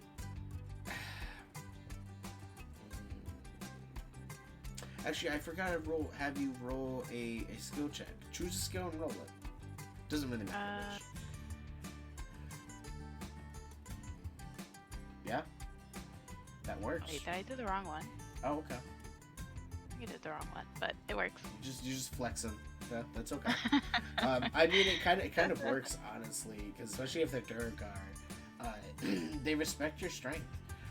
You come into it, whether it comes to like strength of will or strength of body, they kind of get you, and they talk about how there's been for the most part the engineers from there from have been able to make a couple of planes that they've sent over the islands, and it's strange. They're one of the first people that reported the void cube, or this blank square-ish. There's varying reports. Some people just call it a spot. Some people call it like a zone. Some people definitely thought it was like a square. This cube of just kind of void or blackness or just emptiness that are right off the main island of it. They're coming here to just kind of investigate and just to report and see what that is all about. But they've had other instances, not to this degree, but there have been reports of people where they're from, specifically, pull up the name of the map, specifically, they've come, they've come from the land of the people of the Forged Ire, and they have, oh, I forgot to change you guys back, they've specifically seen a couple of instances kind of similar to this of these spots that don't exist, these kind of like voids in reality, but all they've known is when they have seen it, it's created a lot of weird creatures, kind of like corruption to a degree, kind of like mutating creatures like they've seen with like radiation in the past.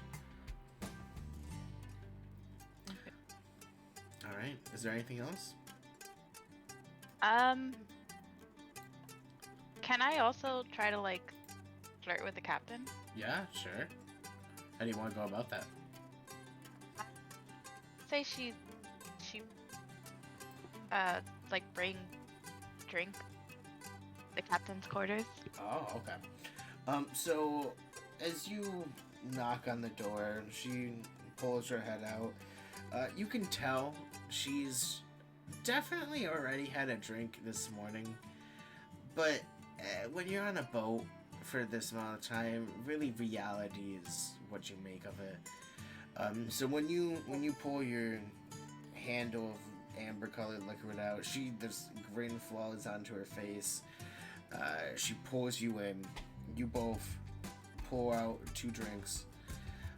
Start going at it. It's going pretty well. Like you're having some good conversations, good talking. You start flirting to a degree. Make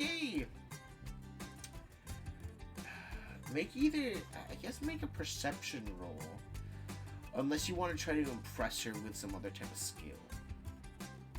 Sorry, Strength's persuasion. probably right. Yeah, I would say like maybe try to like what's it, like curl her? Like try to do the strength thing. Oh yeah. Roll strength thing. Yeah, roll strength. Either you can roll athletics if you want. Oh wait, hold on, wrong one. Wrong one. Oh, I like did the wrong one. straddle her. Get that natural one out of the way first. All right, never mind. Let's see it. 2 natural ones. Let's see it. Drop her. Can I roll again? Yeah, roll athletics. Roll Okay, the right yeah. stat. Yeah, the right. And then get a natural 20. Watch it. Yes, Okay, yeah. literally Yeah. a natural Guess I'll just go 18. fuck myself. No? All right, so Not bitter. as it's kind of a romantic throwback to when you first met. As she stands up to pour you a shot, she kind of falls, and you popping out of your chair, you wrap one arm around her and catch her, kind of like dropping her in a dip to a degree. And then as you grab her shot and as she pulls herself up, you bring it to her mouth. So she just kind of is like, woo! You get her up and she just kind of looks at you. And then she's like, you need to leave. This I thought we were having fun here. I cannot. I am not just the captain, but the ward of this ship, and I am spellbound to not, under my contract, as a incentive for more gold. And while you do look lovely, you are not an extra 350 gold lovely. Oh my god. So hurt. Yeah, you really just got a price put on you right there. I please leave my quarters. She just sort of flunks out of the quarters. Can I roll like Her a head luck check to be anywhere near that, to have heard Yeah, that, to yeah. feel a little bit better about myself? Roll a D100. Let's see if you just A have D100. A Let's see. D100. 90. It's Yeah. a 90. It's yeah. a very high number on a You D100. can, you if I'm can being choose. honest. You can choose whether or not you want to be within earshot, or not earshot, but like, you would, if you want to see it, you basically watch Selena kind of like, you saw her walking with a bottle. Maybe actually, yeah. You Maybe see I'm her- just like on deck and I see her go in, and then like 30 minutes later leave and look a little rejected, and I'm like, okay, it's not just me. Yeah. It's not just me. Yeah. Yeah, that's exactly what happens, and it's not terrible. Like, you're like, happy about it. All right, Damascus, you're the last one left. Alrighty. I guess Damascus is kind of despairing at the lack of like tasteful food, and so Damascus will take up the role of chef.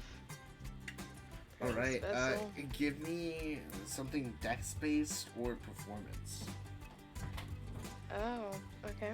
I mean, you could roll something else too if you want to convince me of it. If you want to be like just like strong-arming cucumber or something. I don't know. If you want to use magic. Wait, isn't performance dex based anyway? No, I think performance is charisma-based. Charisma. It's Yeah. charisma bit. Oh. Yeah, you Okay, can I'll use take this one. use whatever stat you feel like. You're just gonna have to explain to me how you're using it to cook food. Alright. I was, I had a lot of hubris going into this.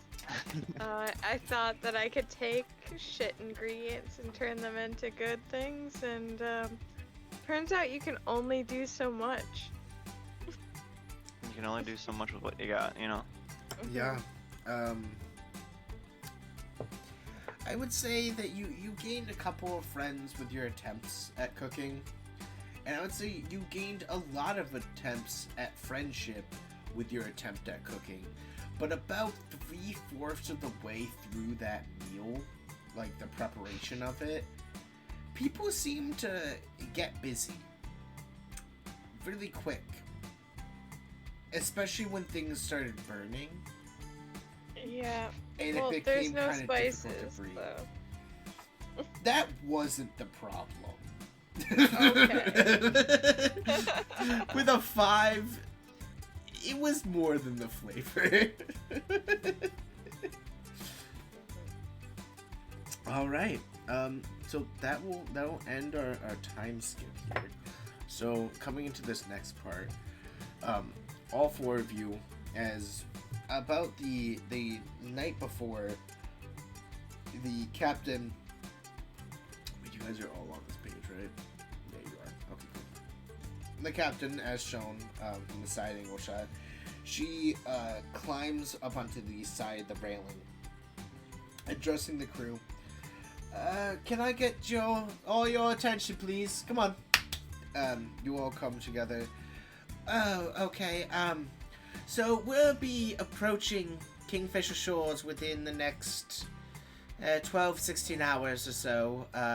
Can't be entirely sure how close we are. We are coming up on it though, and it's I'll be real here. None of you can really get away at this point. It's quite dangerous. Deadly, even. Well, we don't know it's deadly. No one's come back. But it's not looking great. All of you knew this to a degree. You're not all quite. I mean, maybe you are, but you. What I'm trying to do is try to inspire some resolve into you all to go get it and do what you need to do.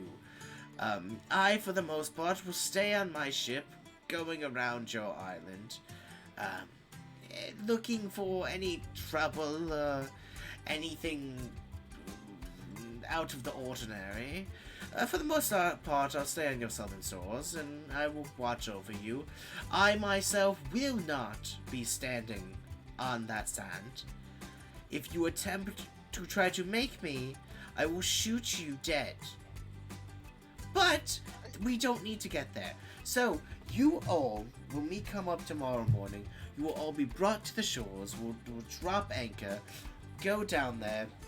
You'll be dropped off. I'll watch from a distance. You'll check out the cube. We'll be here for 3-4 days, probably. Try to figure out what you can. Do what you were assigned to do from your respective rulers or lieges or whatever the fuck you want to do, because you're all paid independently and not really my crew, and I'm just here to steal real the shit. quick.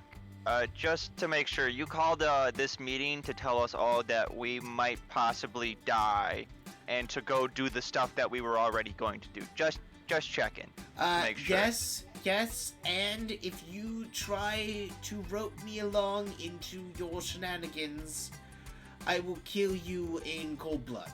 That too. Okay, makes sense. Don't forget about that. Very solid. Yes. I feel like wrong reason to call a meeting, but I respect it mean, nonetheless. It doesn't could've seem been like an a email. bad reason.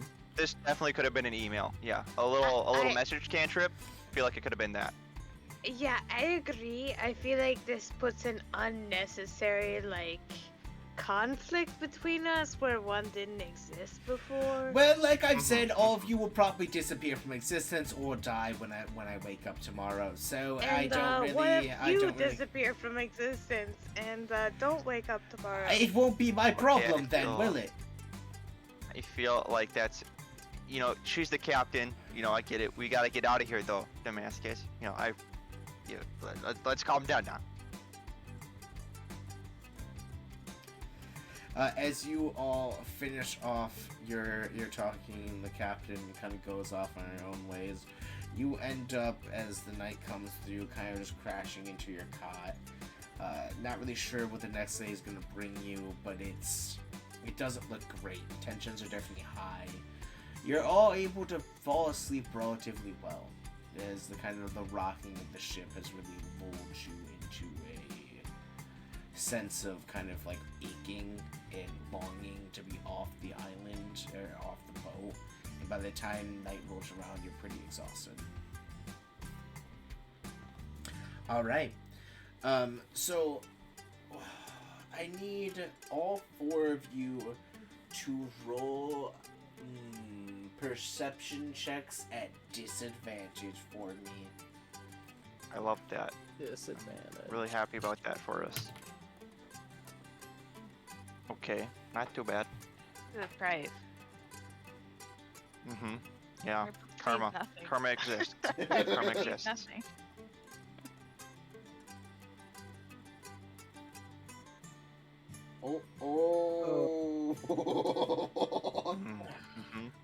Yeah. How are we all feeling right now? Oh shit, Oh, no! yes. Good job, Kens. A 14. A 14. All right. So I would say that Topher and Damascus, you guys are both woken up.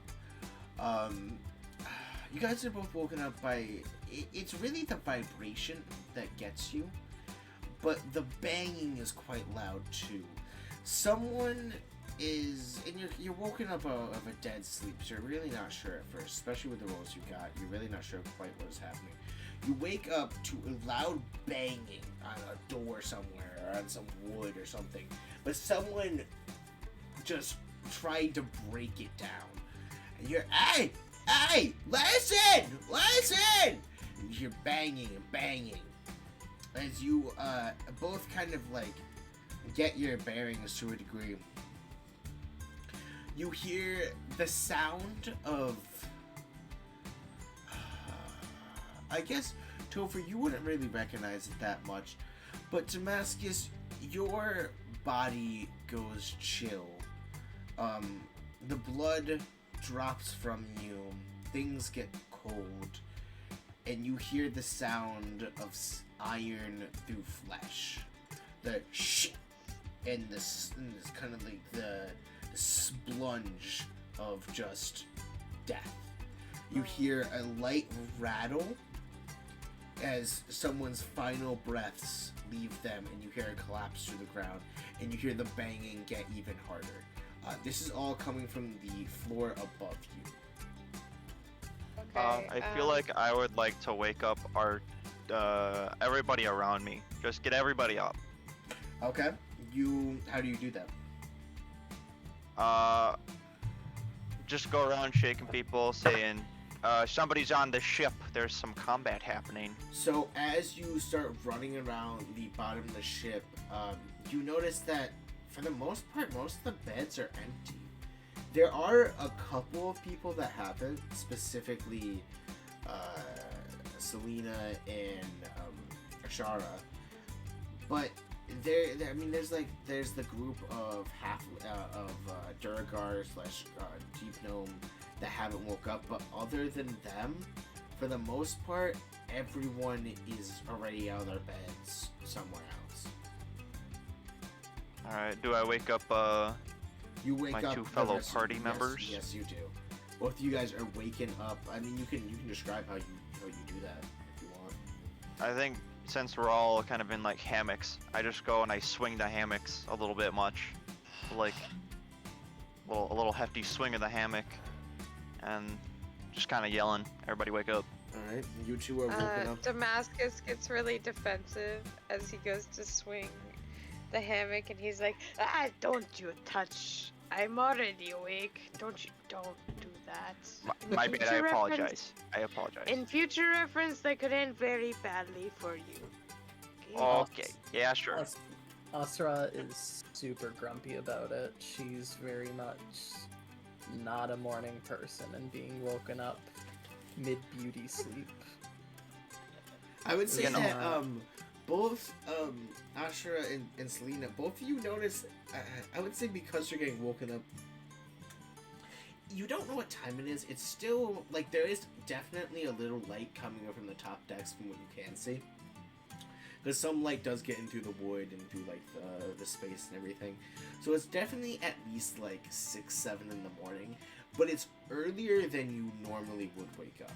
And I would say for both of you, you guys don't really necessarily, especially on a boat, it's very difficult to sleep in.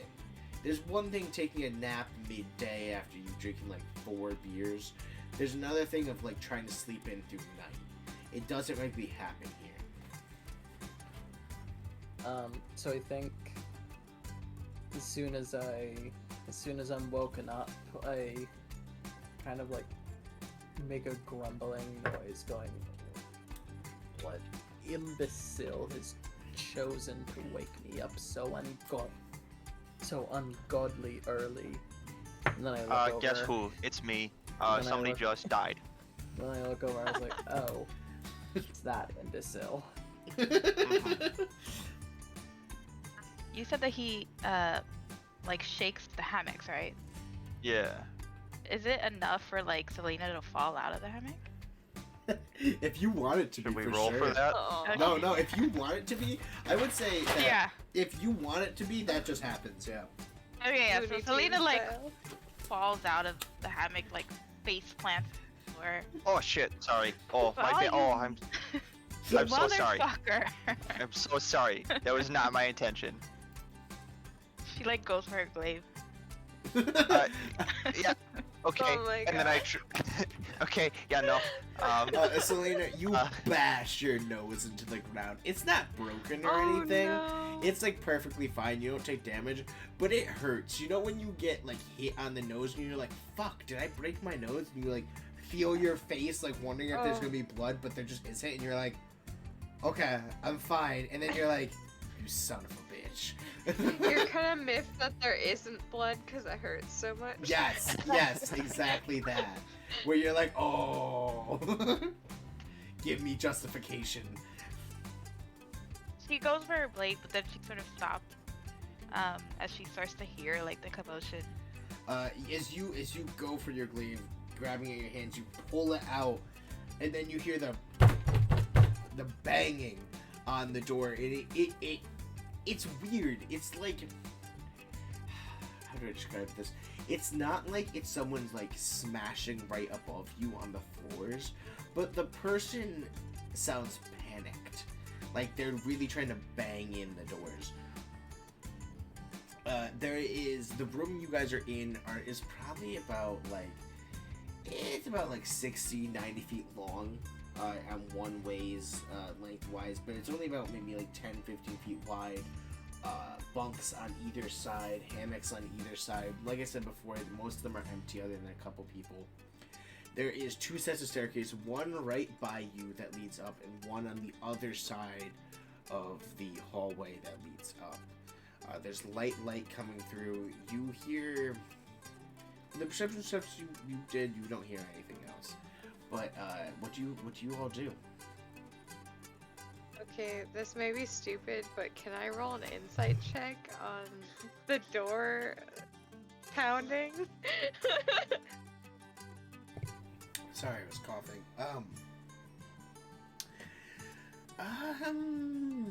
Yeah, because you did the thing. I would say, yeah, you can roll an insight. I'm trying to get the vibe of it. Is that wisdom? Sorry. Yeah, it's wisdom.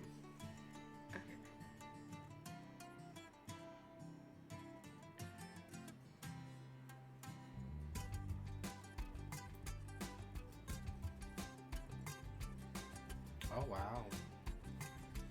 19. Yeah, Nice. good job. All yeah. the vibes. Yeah, you are worried. After the sound you heard before, that was definitely someone dying. The knocking got worse. They seem panicked. They seem stressed. Do they seem genuine in that they need our help? Yes, That's what I. very okay. much so. They Alright, sound like alright. they're not looking to try and distract someone as much as they're trying, whatever they're trying to do, they're trying to do that and get either Alright, get away open from the door something or quickly get into something. for like one person. One person, all right?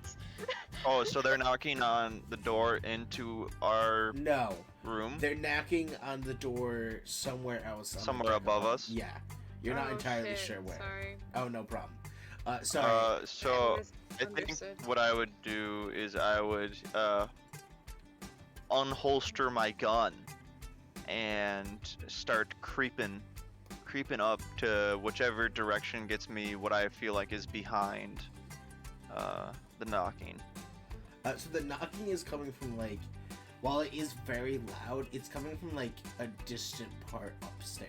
I'm like, So the you- knocking seems benevolent. It's whatever they're knocking away from. You're Alright, definitely so gonna have I to guess go. I'll just head upstairs then. Yeah, there isn't actually even a door that like leads upstairs. It's just kind of like a trap door that has holes in it. So it's like it's not even like too much. Actually, as you So I'll just be you're heading cautious up when the I stairs pop first. Make a perception check with advantage for me. Oh, with advantage now. Yeah, it's advantage. This one's pretty obvious. 17. Alright. Solid. As you get up to the stairs towards the wooden grate that separates you from the dock, this slight glaring in with the perception check you got, you notice there's definitely blood running down the stairs from the grate, and you can see even you can see a body that has fallen over the grate, blocking the sunlight from before. Blood now dripping from there, pooling and rolling down the stairs. So there's a body on top. I'm gonna do my best to shove this open, but I am weak. So Make a we'll see how strength. this goes. Make a strength. Strength check. Hey! Oh, Jesus. 20. there you go. There you go. Good job. Yeah. Let's heave this boy up. So, getting all your strength, you push, and it's able to just, it kind of does the thing where it, like, gets to the halfway point, and you're like, oh shit, it's gonna fall back, and then it doesn't. I don't know if I can falls do this anymore. forward. Wait, what? Oh no, it's like you like get it to the You're halfway halfway point and you're like, point. oh shit, oh Yeah. shit. Yeah, exactly. You push it Oh, down. dear. What do you do as soon as the thing gets over? Do you, like, pop your head out and, like, look around? Yeah, with my gun out, I'm looking around, Alright, seeing what I see. oh, damn, I forgot that you can make individual players pop into different screens. So I will do that for future reference. When you pop your head out, you are met with a sky full of shadowy death. You pop your head out, and you seem to be caught in some type of flock of birds. And as you get a better look, you realize they're harpies. Oh shit. Getting your eyes adjusted, there are bodies scattered around the top deck everywhere. Blood, viscera of both harpy and human and Marrakesh alike is skewed across the boat itself. There are these large one-legged harpies. There seem to be multiple different kinds. And they drop down. You've even watched a couple people get picked up, flown up, and thrown off the ship. Or thrown up, and with their other leg, it seems to have formed into that of like a longsword. And it slices them, or it just impales them up on it before leaving them in the water. So I'm going to then take the trapdoor and close it and go back down the stairs. And with my hands on my hips, I'll say, it is not looking good out there, guys.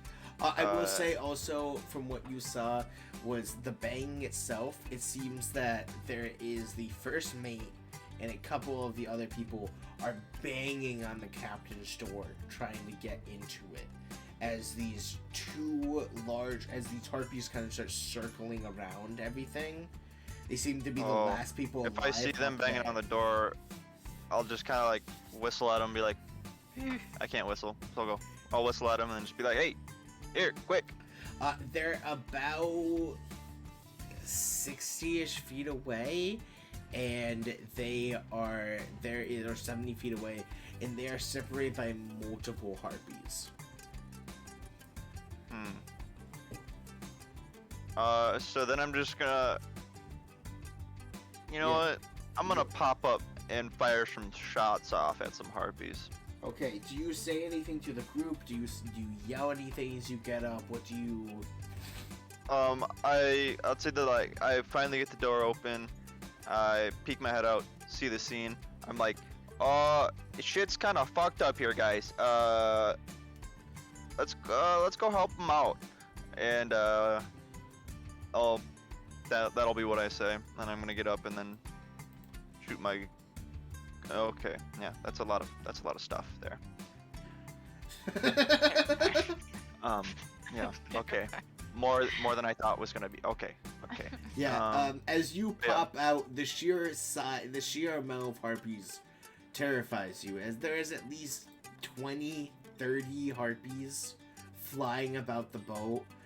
And these are not... You've heard Harpy of Legends, and these are not necessarily them. They're not some, like, half-woman, half-bird. They are human faces on the long, extended necks of giant birds with swords and giant clawed fingers. They enlist nightmares in you. Yeah. It is Yeah. not. It's not a pleasant experience, And a lot of them, there's almost a mist of blood now across the ship itself, as they've just kind of blown it up into the air and kind of created almost like a smoke throughout the place. So they pop up. You watch Topher hop up, say that. What do the rest of you three do?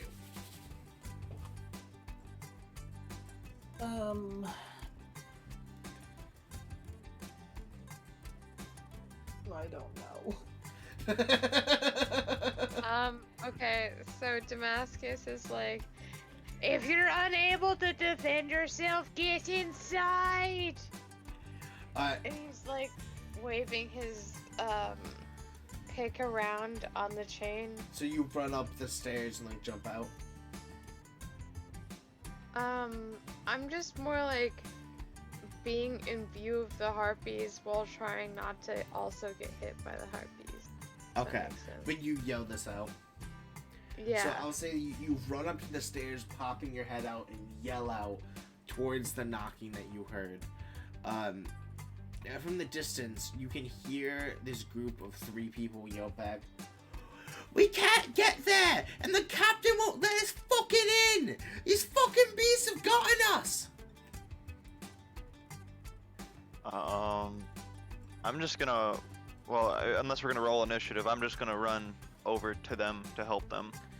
So as you start running over towards them, I will say that, do I have it on that you guys maybe. So right now there's only those 2 harpies right in front of them that are on the boat's surface. The other harpies for the most part are flying about. So I'll let's give everyone a as you run towards them. What do you do? And we'll give you a surprise action. Should we roll initiative and then? We'll roll initiative after the surprise action. Oh, okay. I guess what I'll do, since I was the first one up, is cast an Eldritch Blast at one of the harpies that are accosting the people. All right, roll to hit. Or do you have to do that with Eldritch Blast? Is Eldritch Blast just auto hit? Yeah. It's a spell attack.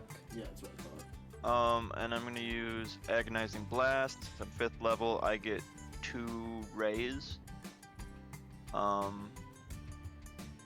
So there's 2 of them there. I'll hit Yes. one. Is there like a bigger, badder looking one, or is there Yes. just? So the black ones, the ones with the long necks, these ones, while the other ones are more like undeadish, these ones are much larger. I'll go for the black one then, Okay. and that's 25 to hit. All right. Yeah, that hits.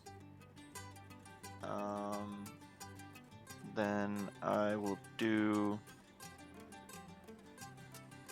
Oh, am I doing damage here? Or am I doing to hit? You just hit and then you do damage. Oh, there we go. Here, we'll go 9 plus 12, so it does a total of 21 damage to them. All right, sick. Yep. As you form these 2 Eldritch, do you have a specific color or a specific type of Eldritch Blast that you do?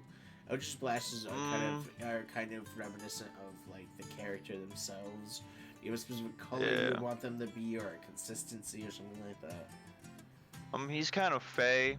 Okay. So it's like some green, kind of like mystical. Got Okay. some like dark green, forest greens in there. Sounds good. All right. So, swirling at your 2 hands, you put your gun into your belt. You take your hands out, pushing your hands out. 2 balls of dark green energy, almost like vines wrapped amongst itself, shoot out in like beads of energy. They float through the whole boat before smashing into the side of the neck of the creature. You immediately smell the burning of its flesh and the smoke that pours out of its feathers. It itself is already black, almost like black as night. So the smoke at first you don't realize, and then before it comes out and it's very, very dark. It turns towards you and screeches. It screeches out of this stone mouth that looks like feminine in like a female human's face, but there's no emotion there. It almost like stone or plaster in its consistency. It starts rushing towards you before jumping up and coming down at you with one of its swords.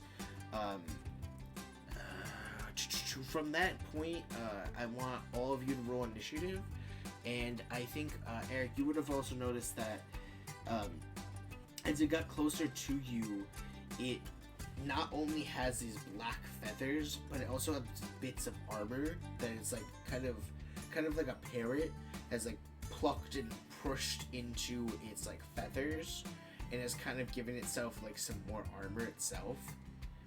From like the dead bodies that it's like kind of collected over the years. Kind of gross, but cool. Topher.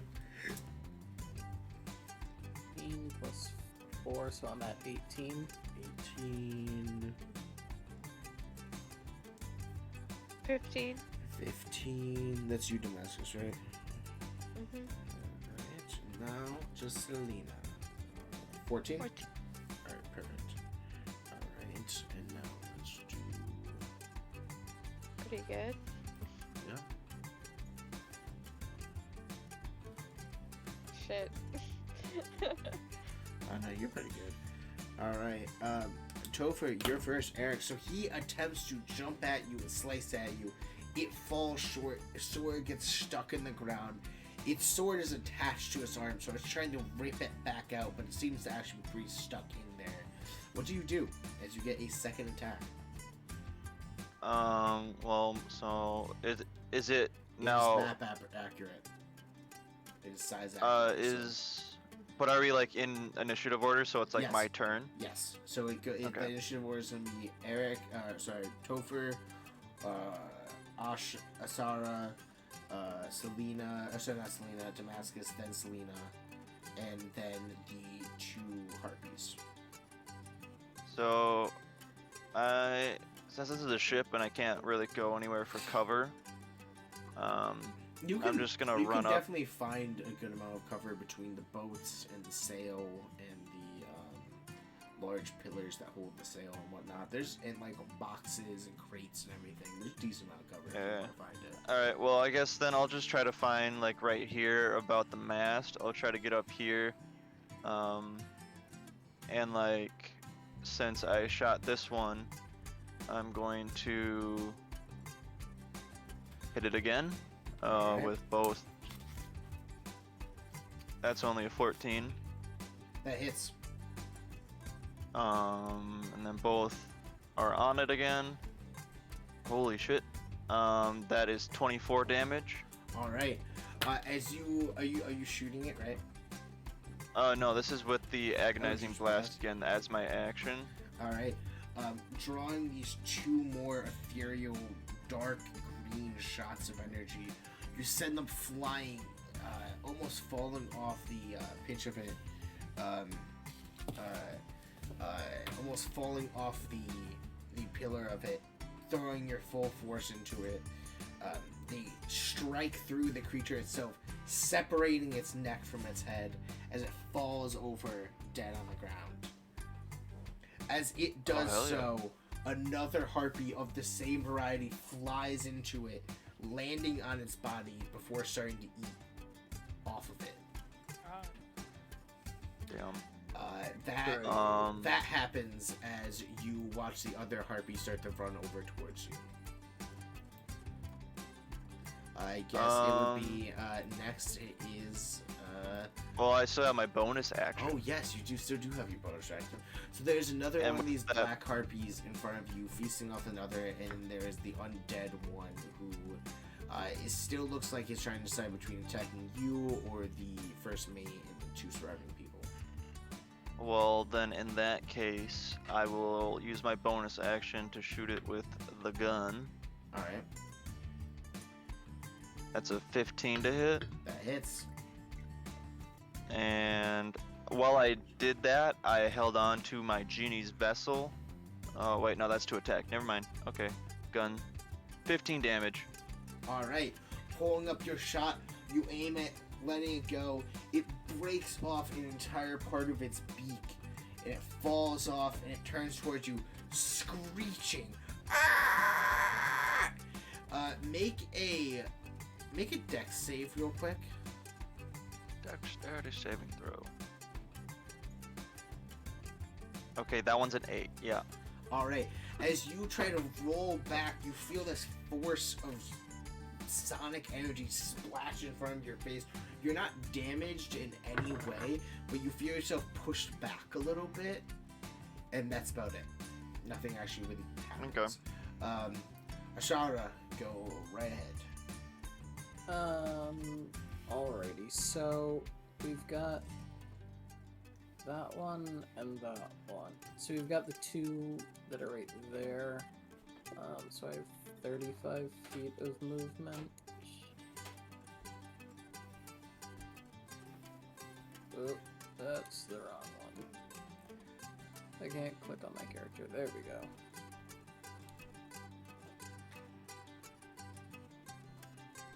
Sorry, I am struggling right now. No problem. No, If I you was want struggling to- too with those borders. I know. If you want to, here, I pushed them. There we go. Oh, How do you see the distances? so under the thing to the top left, there's a little ruler, 4 things down underneath the magnifying glass.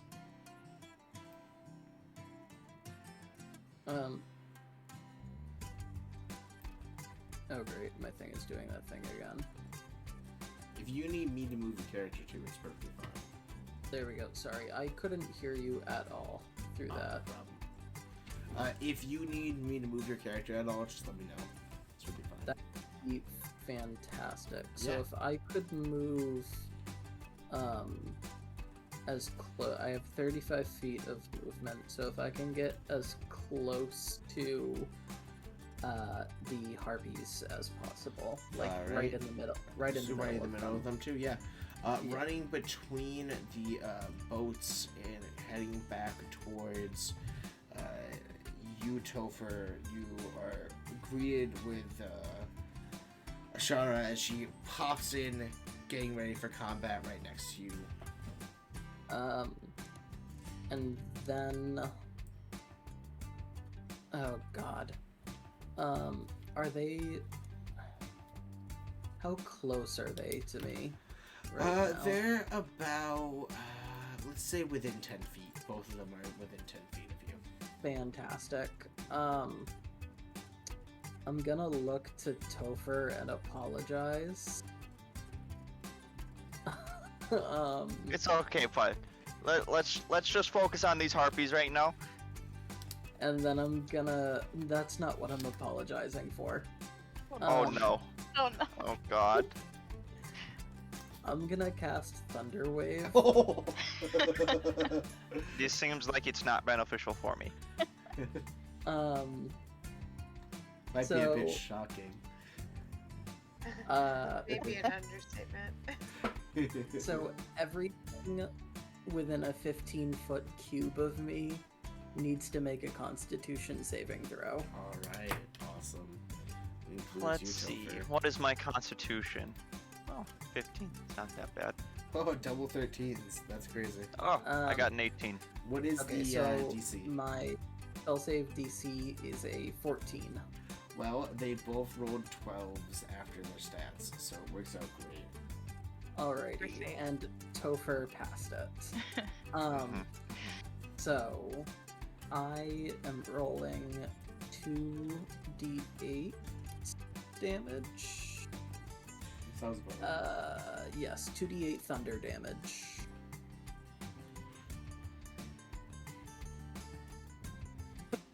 So they both take 14 points of thunder damage. Ooh. Topher, you take 7. And Ouch. everything that is unanchored, except for Topher, gets pushed 10 feet away from me. Ooh, okay, I'll be right back. Nice. Solid attack, I but know. very happy with it. I was really worried that you were gonna roll like a nat 1 on that save, and I was like, oh god, I'm gonna kill him. No, I Oh, call my you shots. No little more nat babe ones. bud. No more nat ones tonight. But if we can get these fucking harpies off this ship. Please, they're terrifying.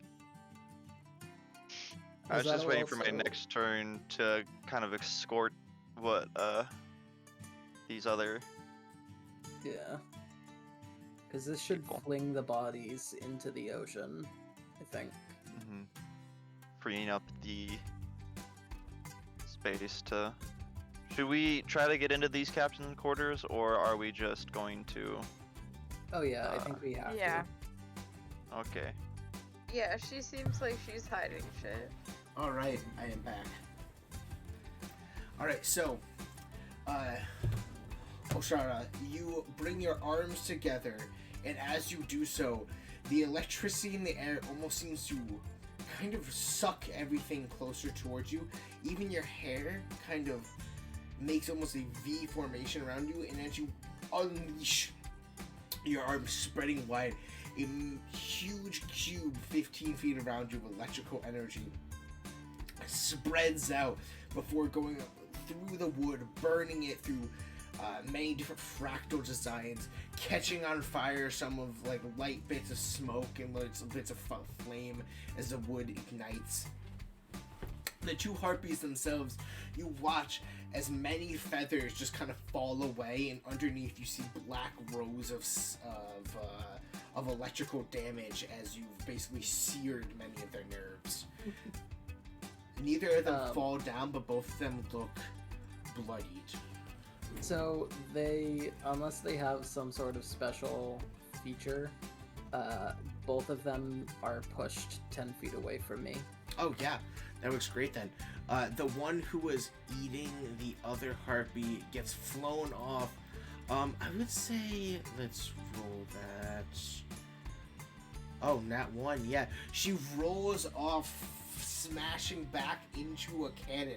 The cannon flings backwards, goes off based on the electricity from sparking the top of the wick. It fires a cannonball into the other harpy, shearing a hole right through its wing, and it takes an additional 12 points of damage as that rips through them, leaving that harpy. This harpy right here is nearly dead, smashed into the back. This one is bleeding all over the place. It's not dead, but it wishes it was. And so then also, in addition with that effect, every object that's not like tied down is also flung 10 feet away. All right. Let me roll this real quick. It's an 86. All right. As the corpse of the harpy that you've already killed gets launched towards the side of the ship, it completely falls off. But before it does, the sword that it has attached to its arm gets wedged in the ground. That part stays on the ship as the rest of the body gets flung off. You also see something from its wing, some type of metal shiny, like metal armor or like metal scrap, fly off of it, and it slingshots across the ship, but you're not entirely sure where. Great. All right. Anything else?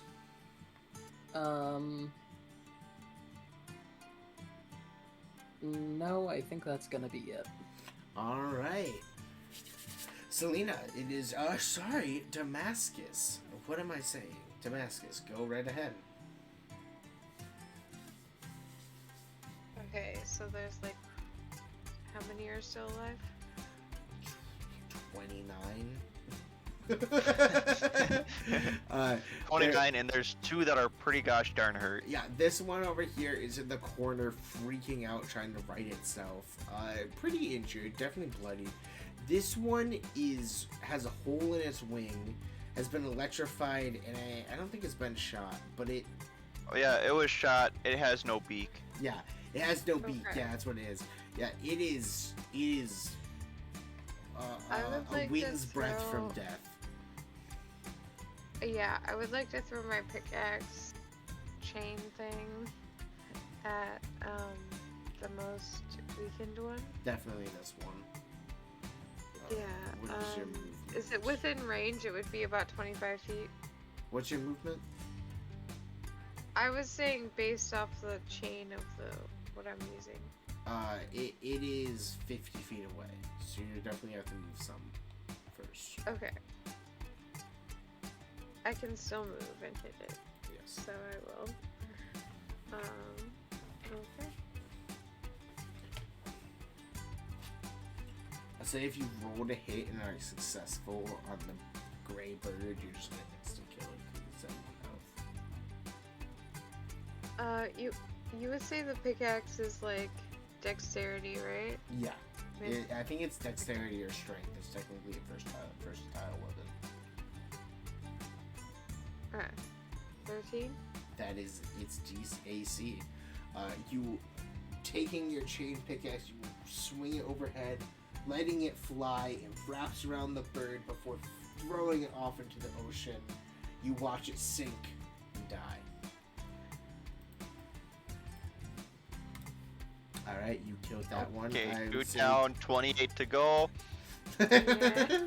All right. Anything else you do for your bonus action or I think for your bonus action, like, look to the skies!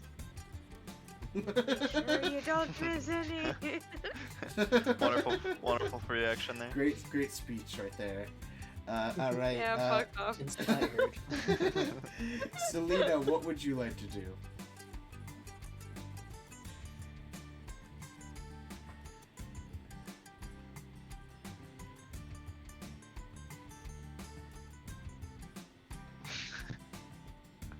I know it's a difficult one. There you go. There you go.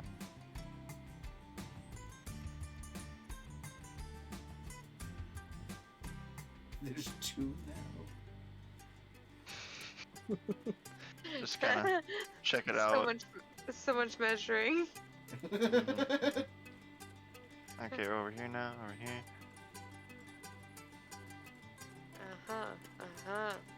Mm-hmm. Honestly, it's my favorite part. Yeah. Are you muted, Cozy? No, we can't. I got hear it. you.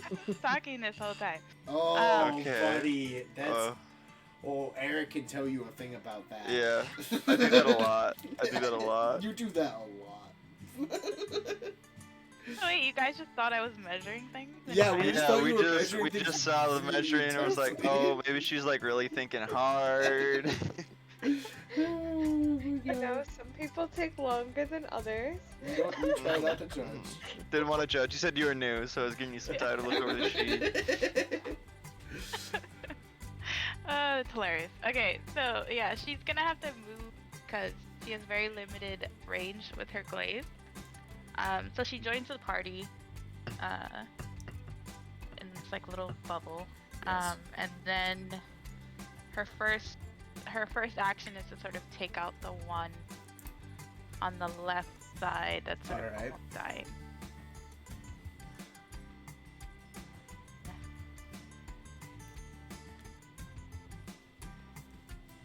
You want to move your character I up just there? did. So, oh, there you go. Oh wait, it's not even within range. I will say that if you're looking for a creature within range, there are harpies flying everywhere. So if that one, actually, you know what? You can just, that one is in range. That's fine. That's fine. Okay. This is For now, this this is a, isn't real combat. This is No. fun no, combat. this Everything counts. well, also it's everything. This is like a flock of harpies. That's a different thing. Don't want to be in a flock. Don't want to be in a Bad flock. time. No, it's not a good Bad time. time. It's a flock of harpies too, so they're kind of everywhere. They're very much you can really you're gonna be able to get an attack on a harpy every turn. So do what you will. So yeah, I bring down my glaive on the harpy right here. All right. Rushing forwards, you run towards him, taking out your glaive. Running by your party, you jump, roll, and spin out your glaive before slicing the harpy, what was left of it, directly in half. You watch its wings fall down and the rest of its body slump over the side before falling still. Nice. Harpy is dead.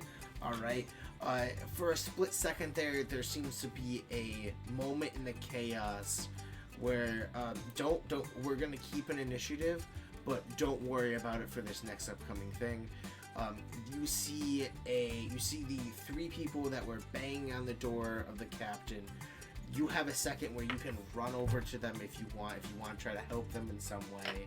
It seems to be the daughter of the mother and daughter group, the first captain, and one of the deep gnomes that had seemingly got away. I would say, without even making a perception check, looking around, a lot of the other crew is dead. Not all of them, but like a good amount, like 2/3, definitely dead. What do you guys want to do?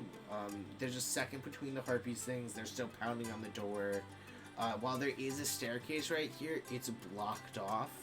The closest staircase to them, and you guys are the ones who came out of. How secure is the door? It's not that secure. They're banging on it, but if you took like a hatchet to it, you could easily get through it.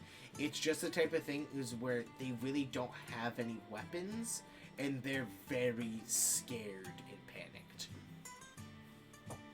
I would actually like to go for the door. Yeah, do it up. If you want to make an attack roll with your glaive at advantage. Oh my Damn god.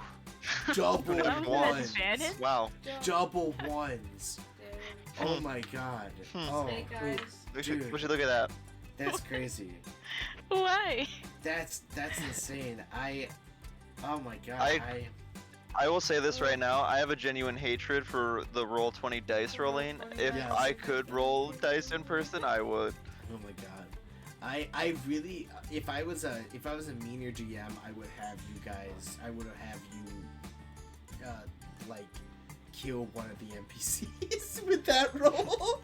No. But you're not, right? I'm not But you're that right? person. No, Oh my that's God. fucked up. That's fucked up to do. Okay, this isn't relevant, but I hate Snapchat. What are you talking about? It just told me Same. that my sibling is on Snapchat. I don't want to know that. Agreed, honey. Agreed. I also hate Snapchat though. Their notifications are fucking awful. It's like I don't care about your damn story. All right. So running towards the door, you take out your glaive, running it over your head, throw it down, and surprisingly, you're just taken aback as it doesn't even get stuck in the door, but bounces right off, nearly coming back towards you, smacking down into the ground, and you're just kind of standing there, and like the 3 people are just like, what the fuck? And they just Yeah. kind of turn towards you. You're kind of looking at them, and there's just like this awkward moment of like, is this gonna be the last thing we see before we die? Type of thing. Does anyone else want to do anything or attempt to try to do Yeah. anything? I'll rock up to the door. Is there like a lock on it? Is that what's happening, or is there like stuff barricading it? Can I tell? Has to be Um, cursed. It's a cursed door. Obviously. Before, I think. Oh yeah, go ahead. As Topher is walking up the door, I'm going to pat him on the shoulder and cast guidance on him. Yes. All right. For guidance in general, that is perfectly fine. What you just did there, always pretty much perfectly fine with it. When it comes to verbal, semantic, and material components for spells, I really kind of do loose. I go pretty loose with those because you're either playing that or you're not. And while I am doing variant encumbrance, wait, I'm not doing that. Either way, in future reference, if you can attempt to try to cast a spell like secretly, like if you were trying to do this like when he was going into a combat, like some like type of like ring fight or something like that, you could make a sleight of hand or something like that to try to cast secretly or whatever. Not really something that's important right now. I just wanted to give you that. So Topher, you go up to the door. For watching them pound the door and wrangle the handle, it seems like it's barricaded from the other side. Alright. Is there any windows or anything? Or is it just a wooden door? There is a window, but it's barred. It's metal barred. So it would probably be easier to go through the door than it would be through the window. Or like, I guess, I mean, you could go through the frame of the window. That would be about as easy as the door. Oh, I'd say that I'm not very strong, so what I'm just gonna do is make sure that these people are kind of safe, you know, try to inspire some confidence in them after they just saw the glaive bounce back and almost hit our friend. It was cursed. It was the cursed door. The door is cursed. I don't want to get cursed, so I'm just gonna try to like cover them, protect them a little bit. Okay, I will say that I'll give you advantage on trying for the next heartbeat to attack. Damascus, you did something.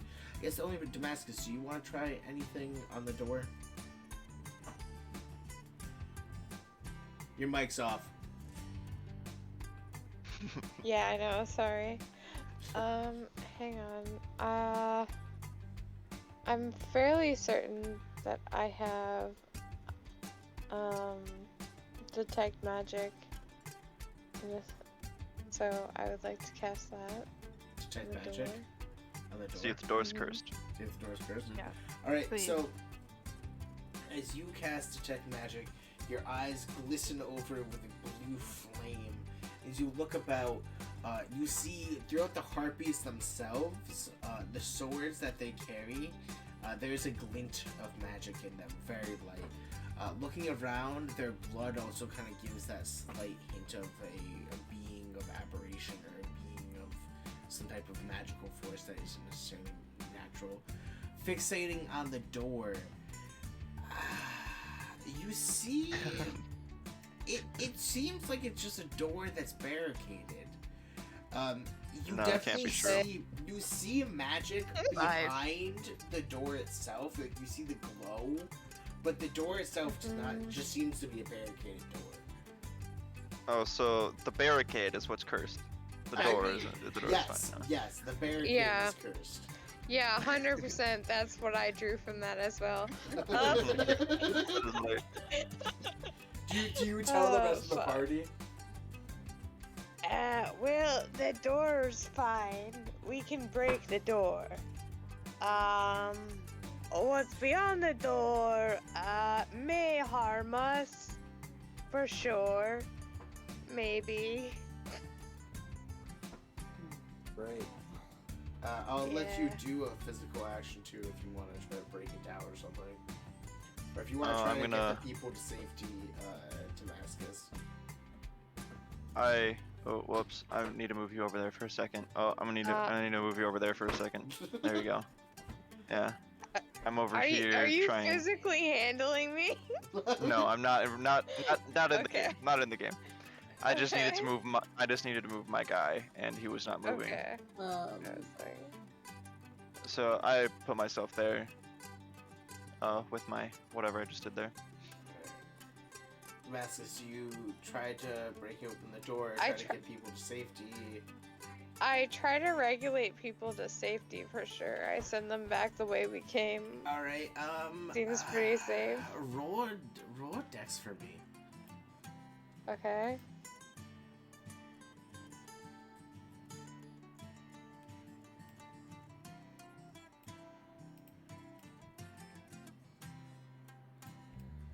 Okay. Okay. Was that a 18 total? Yeah. Oh wait, yeah. With Topher's help, you're able to wrangle pretty much everyone back. There's a couple instances where harpies try to land, Topher shoots them. It kind of works out, and you're able to push them back underground, underneath the ship's thing, but not before Okay, cool. as you both are bringing them underground, getting them there. Another harpy lands directly in front of you, specifically an undead one, dropping in front of you, sword out, and then instead it slashes towards you and starts screeching at the same time. So I need, I would say it attacks you, Topher. I need both of you to make Constitution saving throws, as it screeches and it echoes in your mind. Okay, I only got a 6 on that one. Alright. Sorry, just a second. No problem.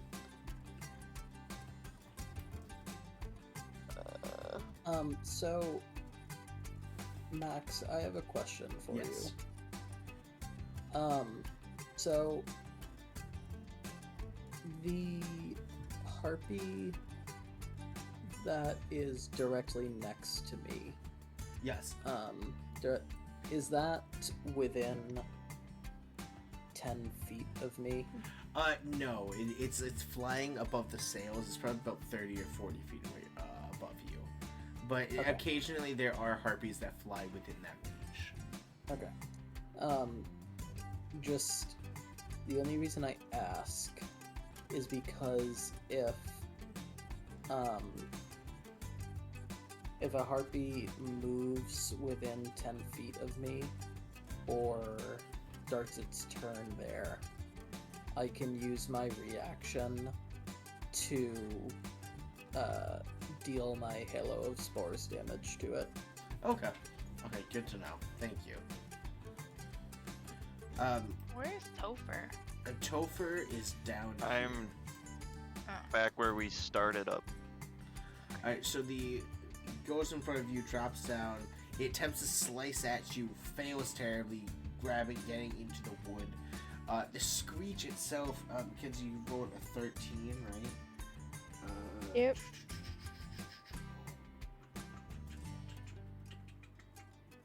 You're right next to it, so ooh.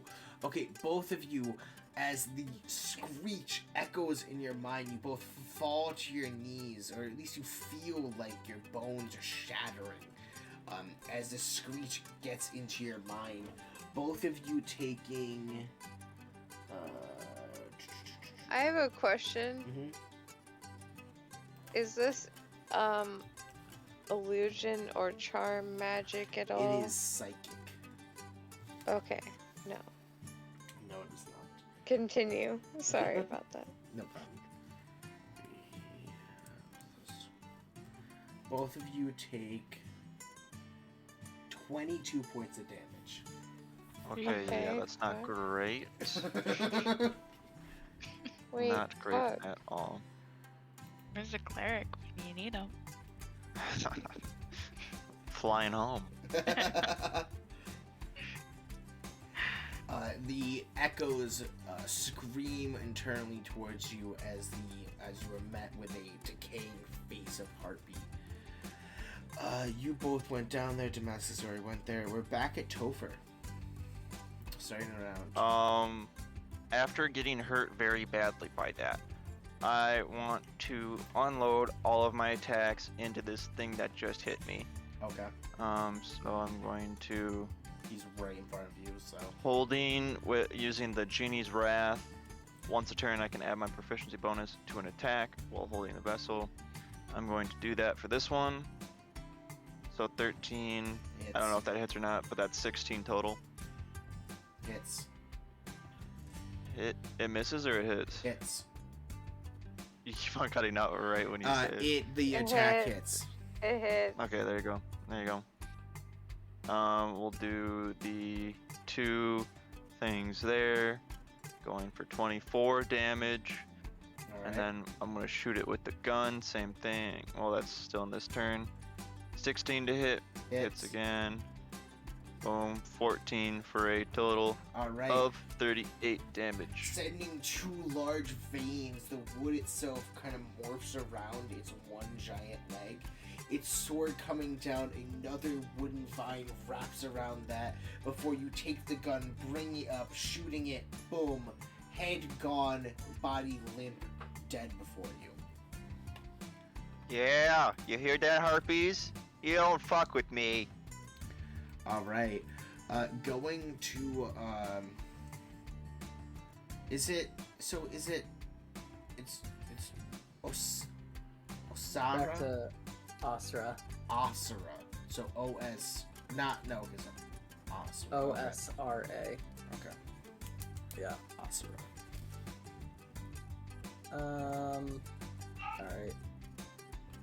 Alright.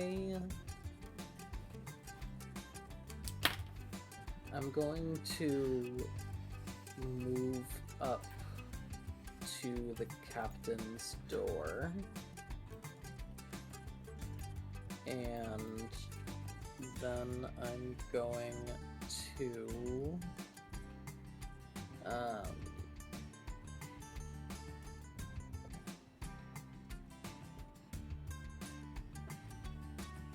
I'm going to just attack it with my two short swords. Okay.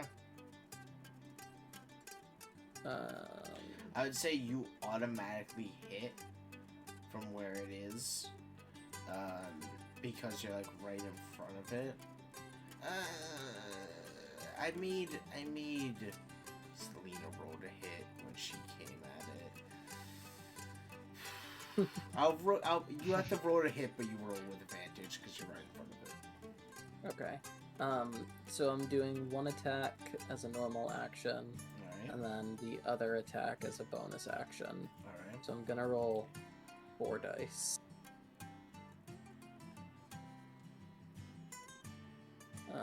So we've got a 17 and an 11, but that's not including my bonus. Yeah, I would So say that's both those hit. 24 and an 18. Yeah, both those hit. I would say Both of the those. 24 hits critically. Okay. Is this a door? It's just the Yeah. It's just. It's That's the door. Selena's devastated. You're like, I swear I hit it It's just cursed. as hard. cursed. So so you said the 24 crits, so Yes. that's 2d6 maxed. Yes. So that's 12 damage plus then 1d6.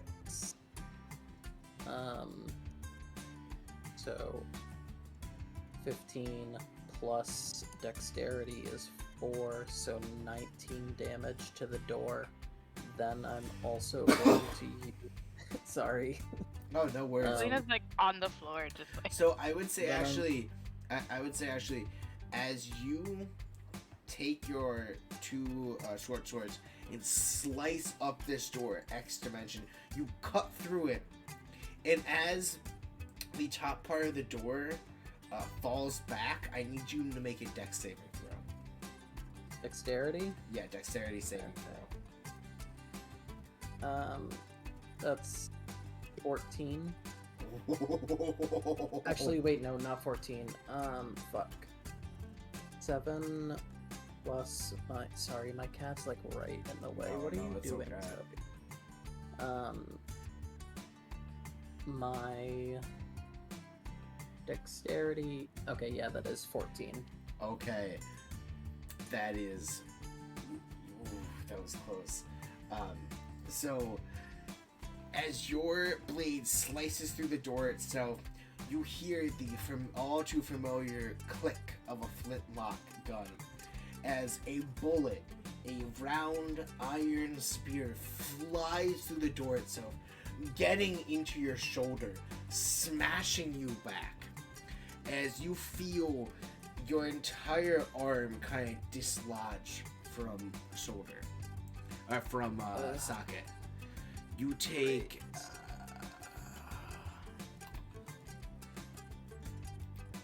You take 18 points of damage as this lead ball has now shot through your body into the side of the ship. Before you see the smoking gun of Captain Flanagan, her eyes seeming full of rage as she spits towards you. Don't you fucking come in here! Damn. For goodness sake, I thought we were on the same page. She's not nice. She's not a good person. Yeah, I got that. Alright, Damascus, you are next.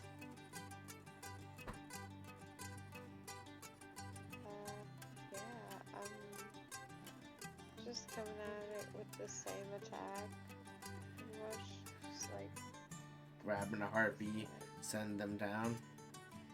yeah. Alright, I actually, can you make me a perception roll? Sure. Sorry, perception's what passive Wisdom. skill? I'm so sorry. Wisdom. Wisdom. Yeah, we don't actually make many wisdom rolls. That's really fine. Wisdom's overused. So dex. It's really powerful.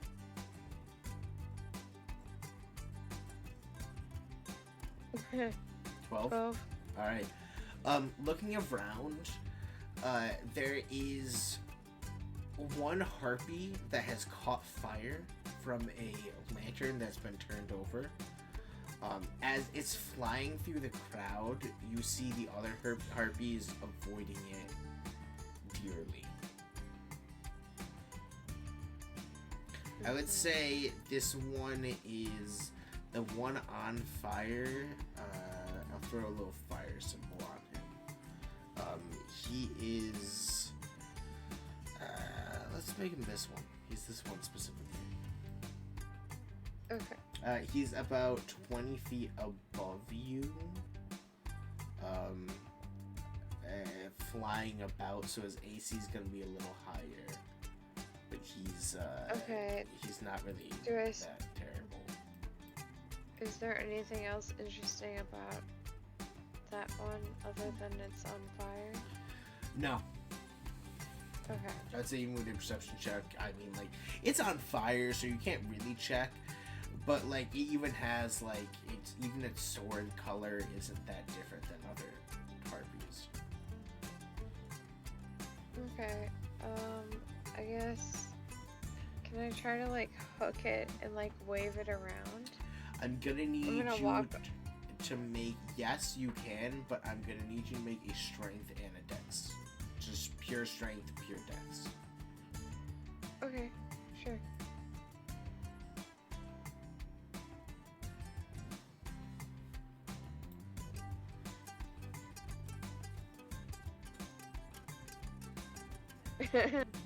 Fuck. Oh, that's so funny.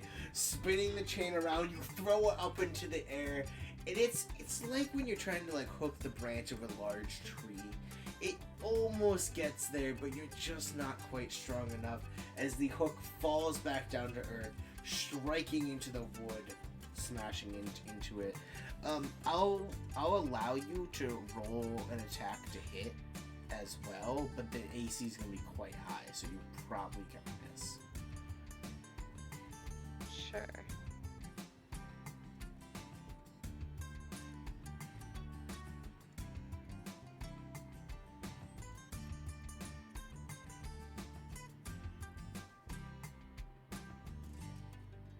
Yeah. 15. Yeah. You try to go for it again. You're a little closer this time, but it just isn't enough. We are back to Selena. Can I get it with my glaive? Yeah. Okay. You're definitely gonna have to do a jump. So I would say acrobatics or an athletics check.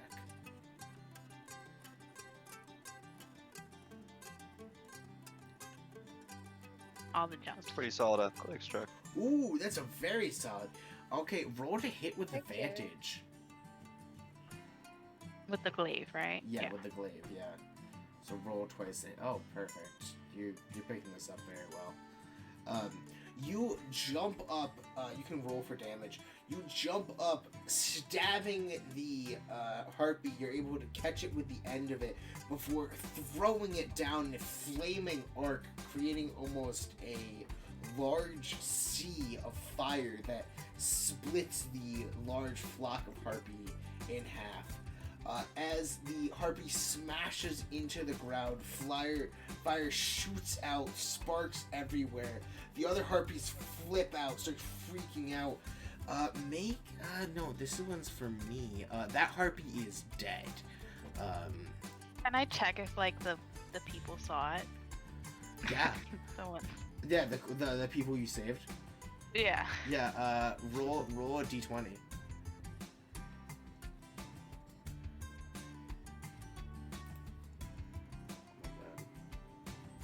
That's so No. funny. Okay. They didn't see it, and you didn't God see damn it. if they saw it.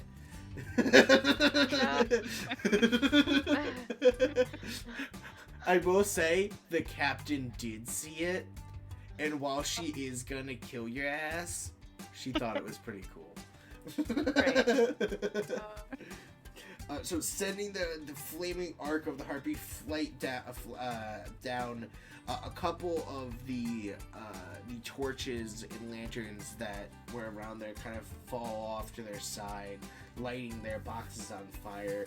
Fire has now spread to at least a third of the ship. The harpies seem to be drawing back a little bit. We're gonna do. We're just gonna pop back to the top of the round. Topher, do you do anything? The captain is at the top of the ship, gun ready, fire spreading, harpies pulling back a bit. Can I see her? Yeah, she's in the doorway. She's partially covered, so you're gonna be rolling at disadvantage to hit her, but you can certainly try. You can talk to her. You can try to fight her. You see her. You see her. I'm trying to say.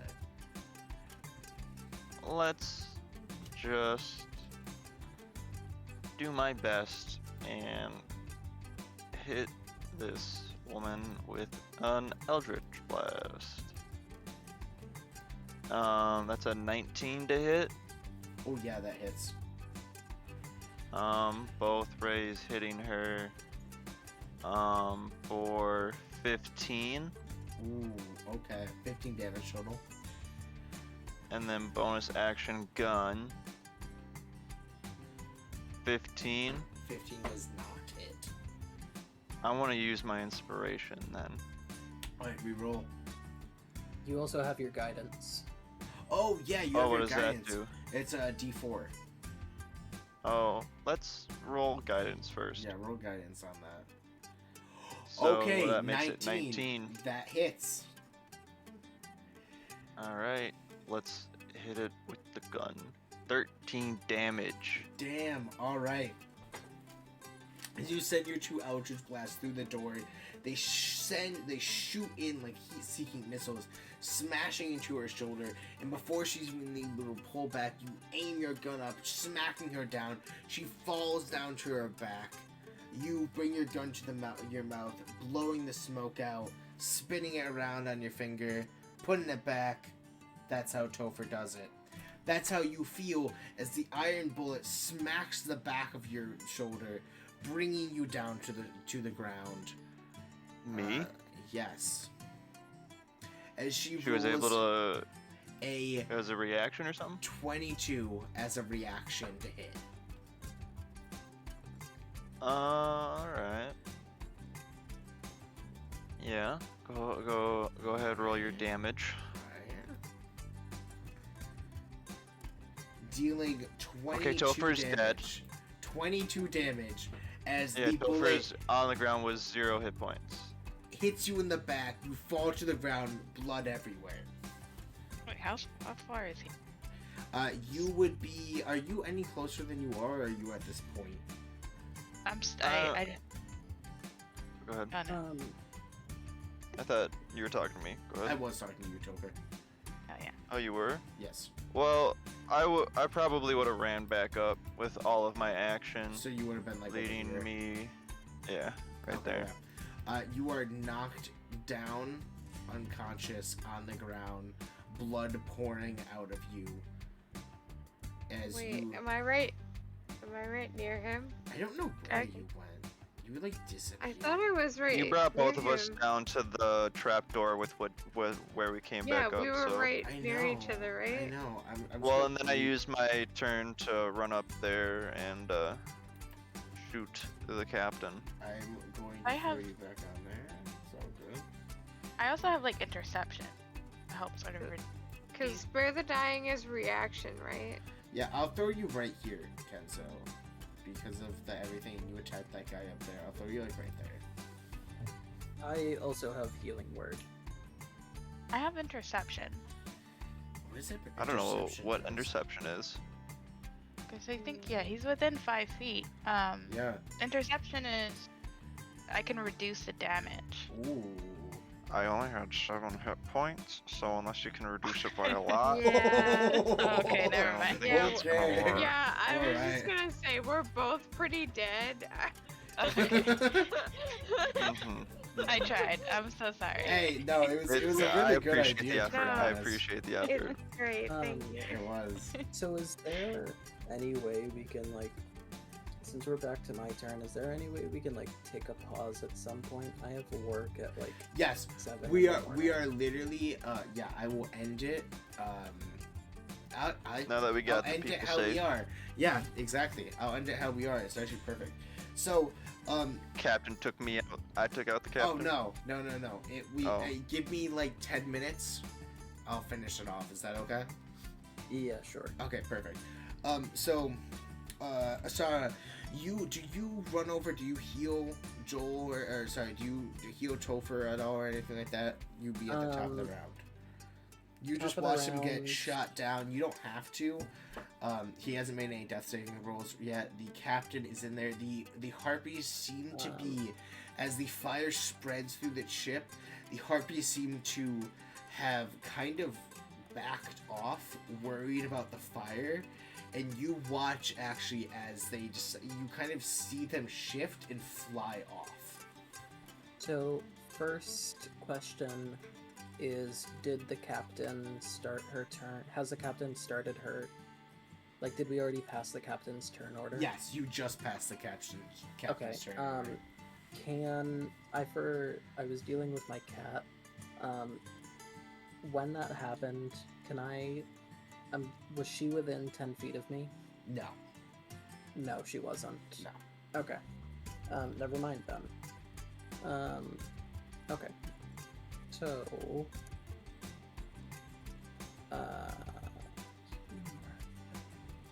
so I'm going to cast, using a bonus action. I'm gonna cast Healing Word on Topher All right. to bring him up to 3 hit points. All right. Perfect. Topher, you feel the wound seal. The blood inside you still flows freely, but you do not expel it out. Congratulations, you're not dying. Yay! So then, with my action, I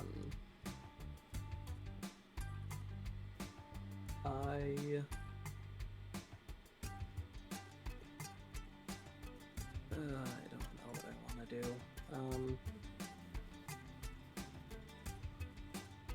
With my action, can I move? Can I move into the captain's Yeah. quarters? So there's about like 5 feet of obstructed way. I would say it just counts as Difficult terrain. difficult terrain for the first 5 feet, so it counts as 10 feet. But past that, she's about 10 feet past that, so she's about 15 feet total away from you. So I think it would technically cost 20 feet of movement to get to I- directly her. I have 35 feet, so Perfect. I'm not worried about it. So you run up to her. What do you do? I would like to use both my short swords to actually no, I already used my bonus action, so I can only attack her with one of my short swords. All right, go right ahead.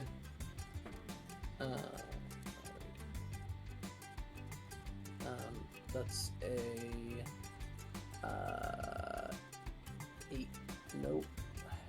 It's 19. Oh, to hit. perfect. Exactly her AC. As Okay. you roll for damage. Yeah, give me cat. Get off of my mouse. She's like begging for attention right now, and I don't know why. 2 plus 4, so 6 damage. Plus, I'm going to use my Swarm Keeper ability, Gathered Swarm, to deal an extra 1d6 piercing damage. Throw it on there.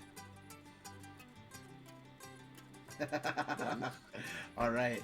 So For as 7 you damage. take your saber off of your side, you feel this energy of, it's almost like a fire within you striking through.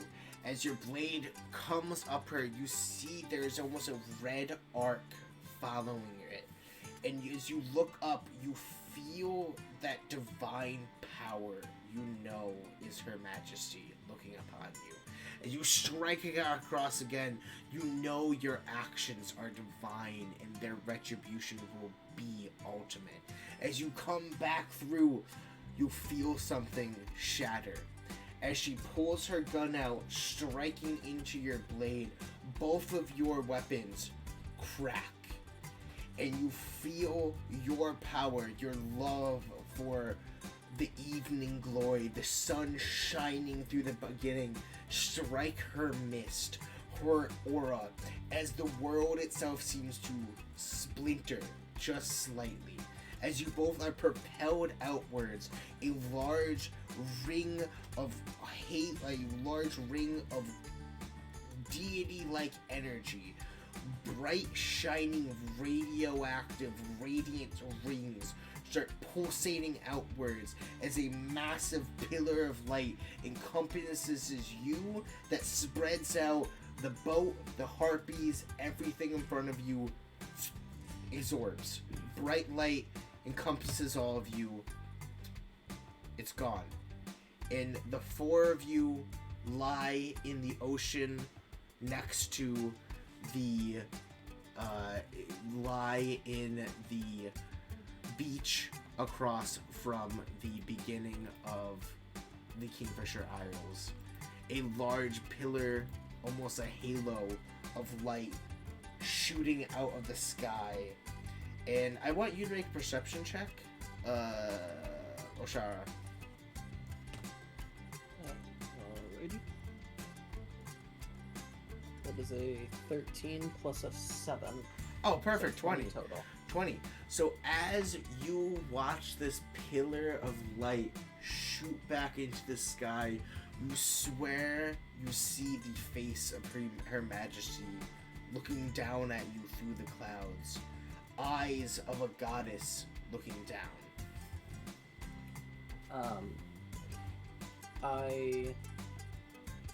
Am I like awash shore, like laying down? Yeah, you basically feel fully rested and at full health, but very groggy. I will rise to one knee, my head bowed towards where I see her ladyship, saying, "For the evening glory." A large light shines down upon you, and you feel your weapon glow slightly. The crack along its hilt healed fully, and you hear amongst the wind for her evening glory. And that's where we're ending. Yeah. Can I do one thing before we end? Yeah, sure. Oh wait, I'm gonna roll it normally. I roll acrobat. I get 17. Do I look majestic on this beach? I would say you wash ashore like a sleeping model. I was trying to be like a beach horse, look real majestic, but I got that. Yeah, you do that. You look like a beach horse as you wash ashore. I just wanted to prove it to Ashara that I do look majestic. All right, whatever you want, buddy. All right, Okay. so that will end the session for tonight. Sorry it went on for so long. I mean, it went well. So we'll end it here. You guys all get some sleep, and we'll head it up next time. Alrighty. All right, I just Have ended a the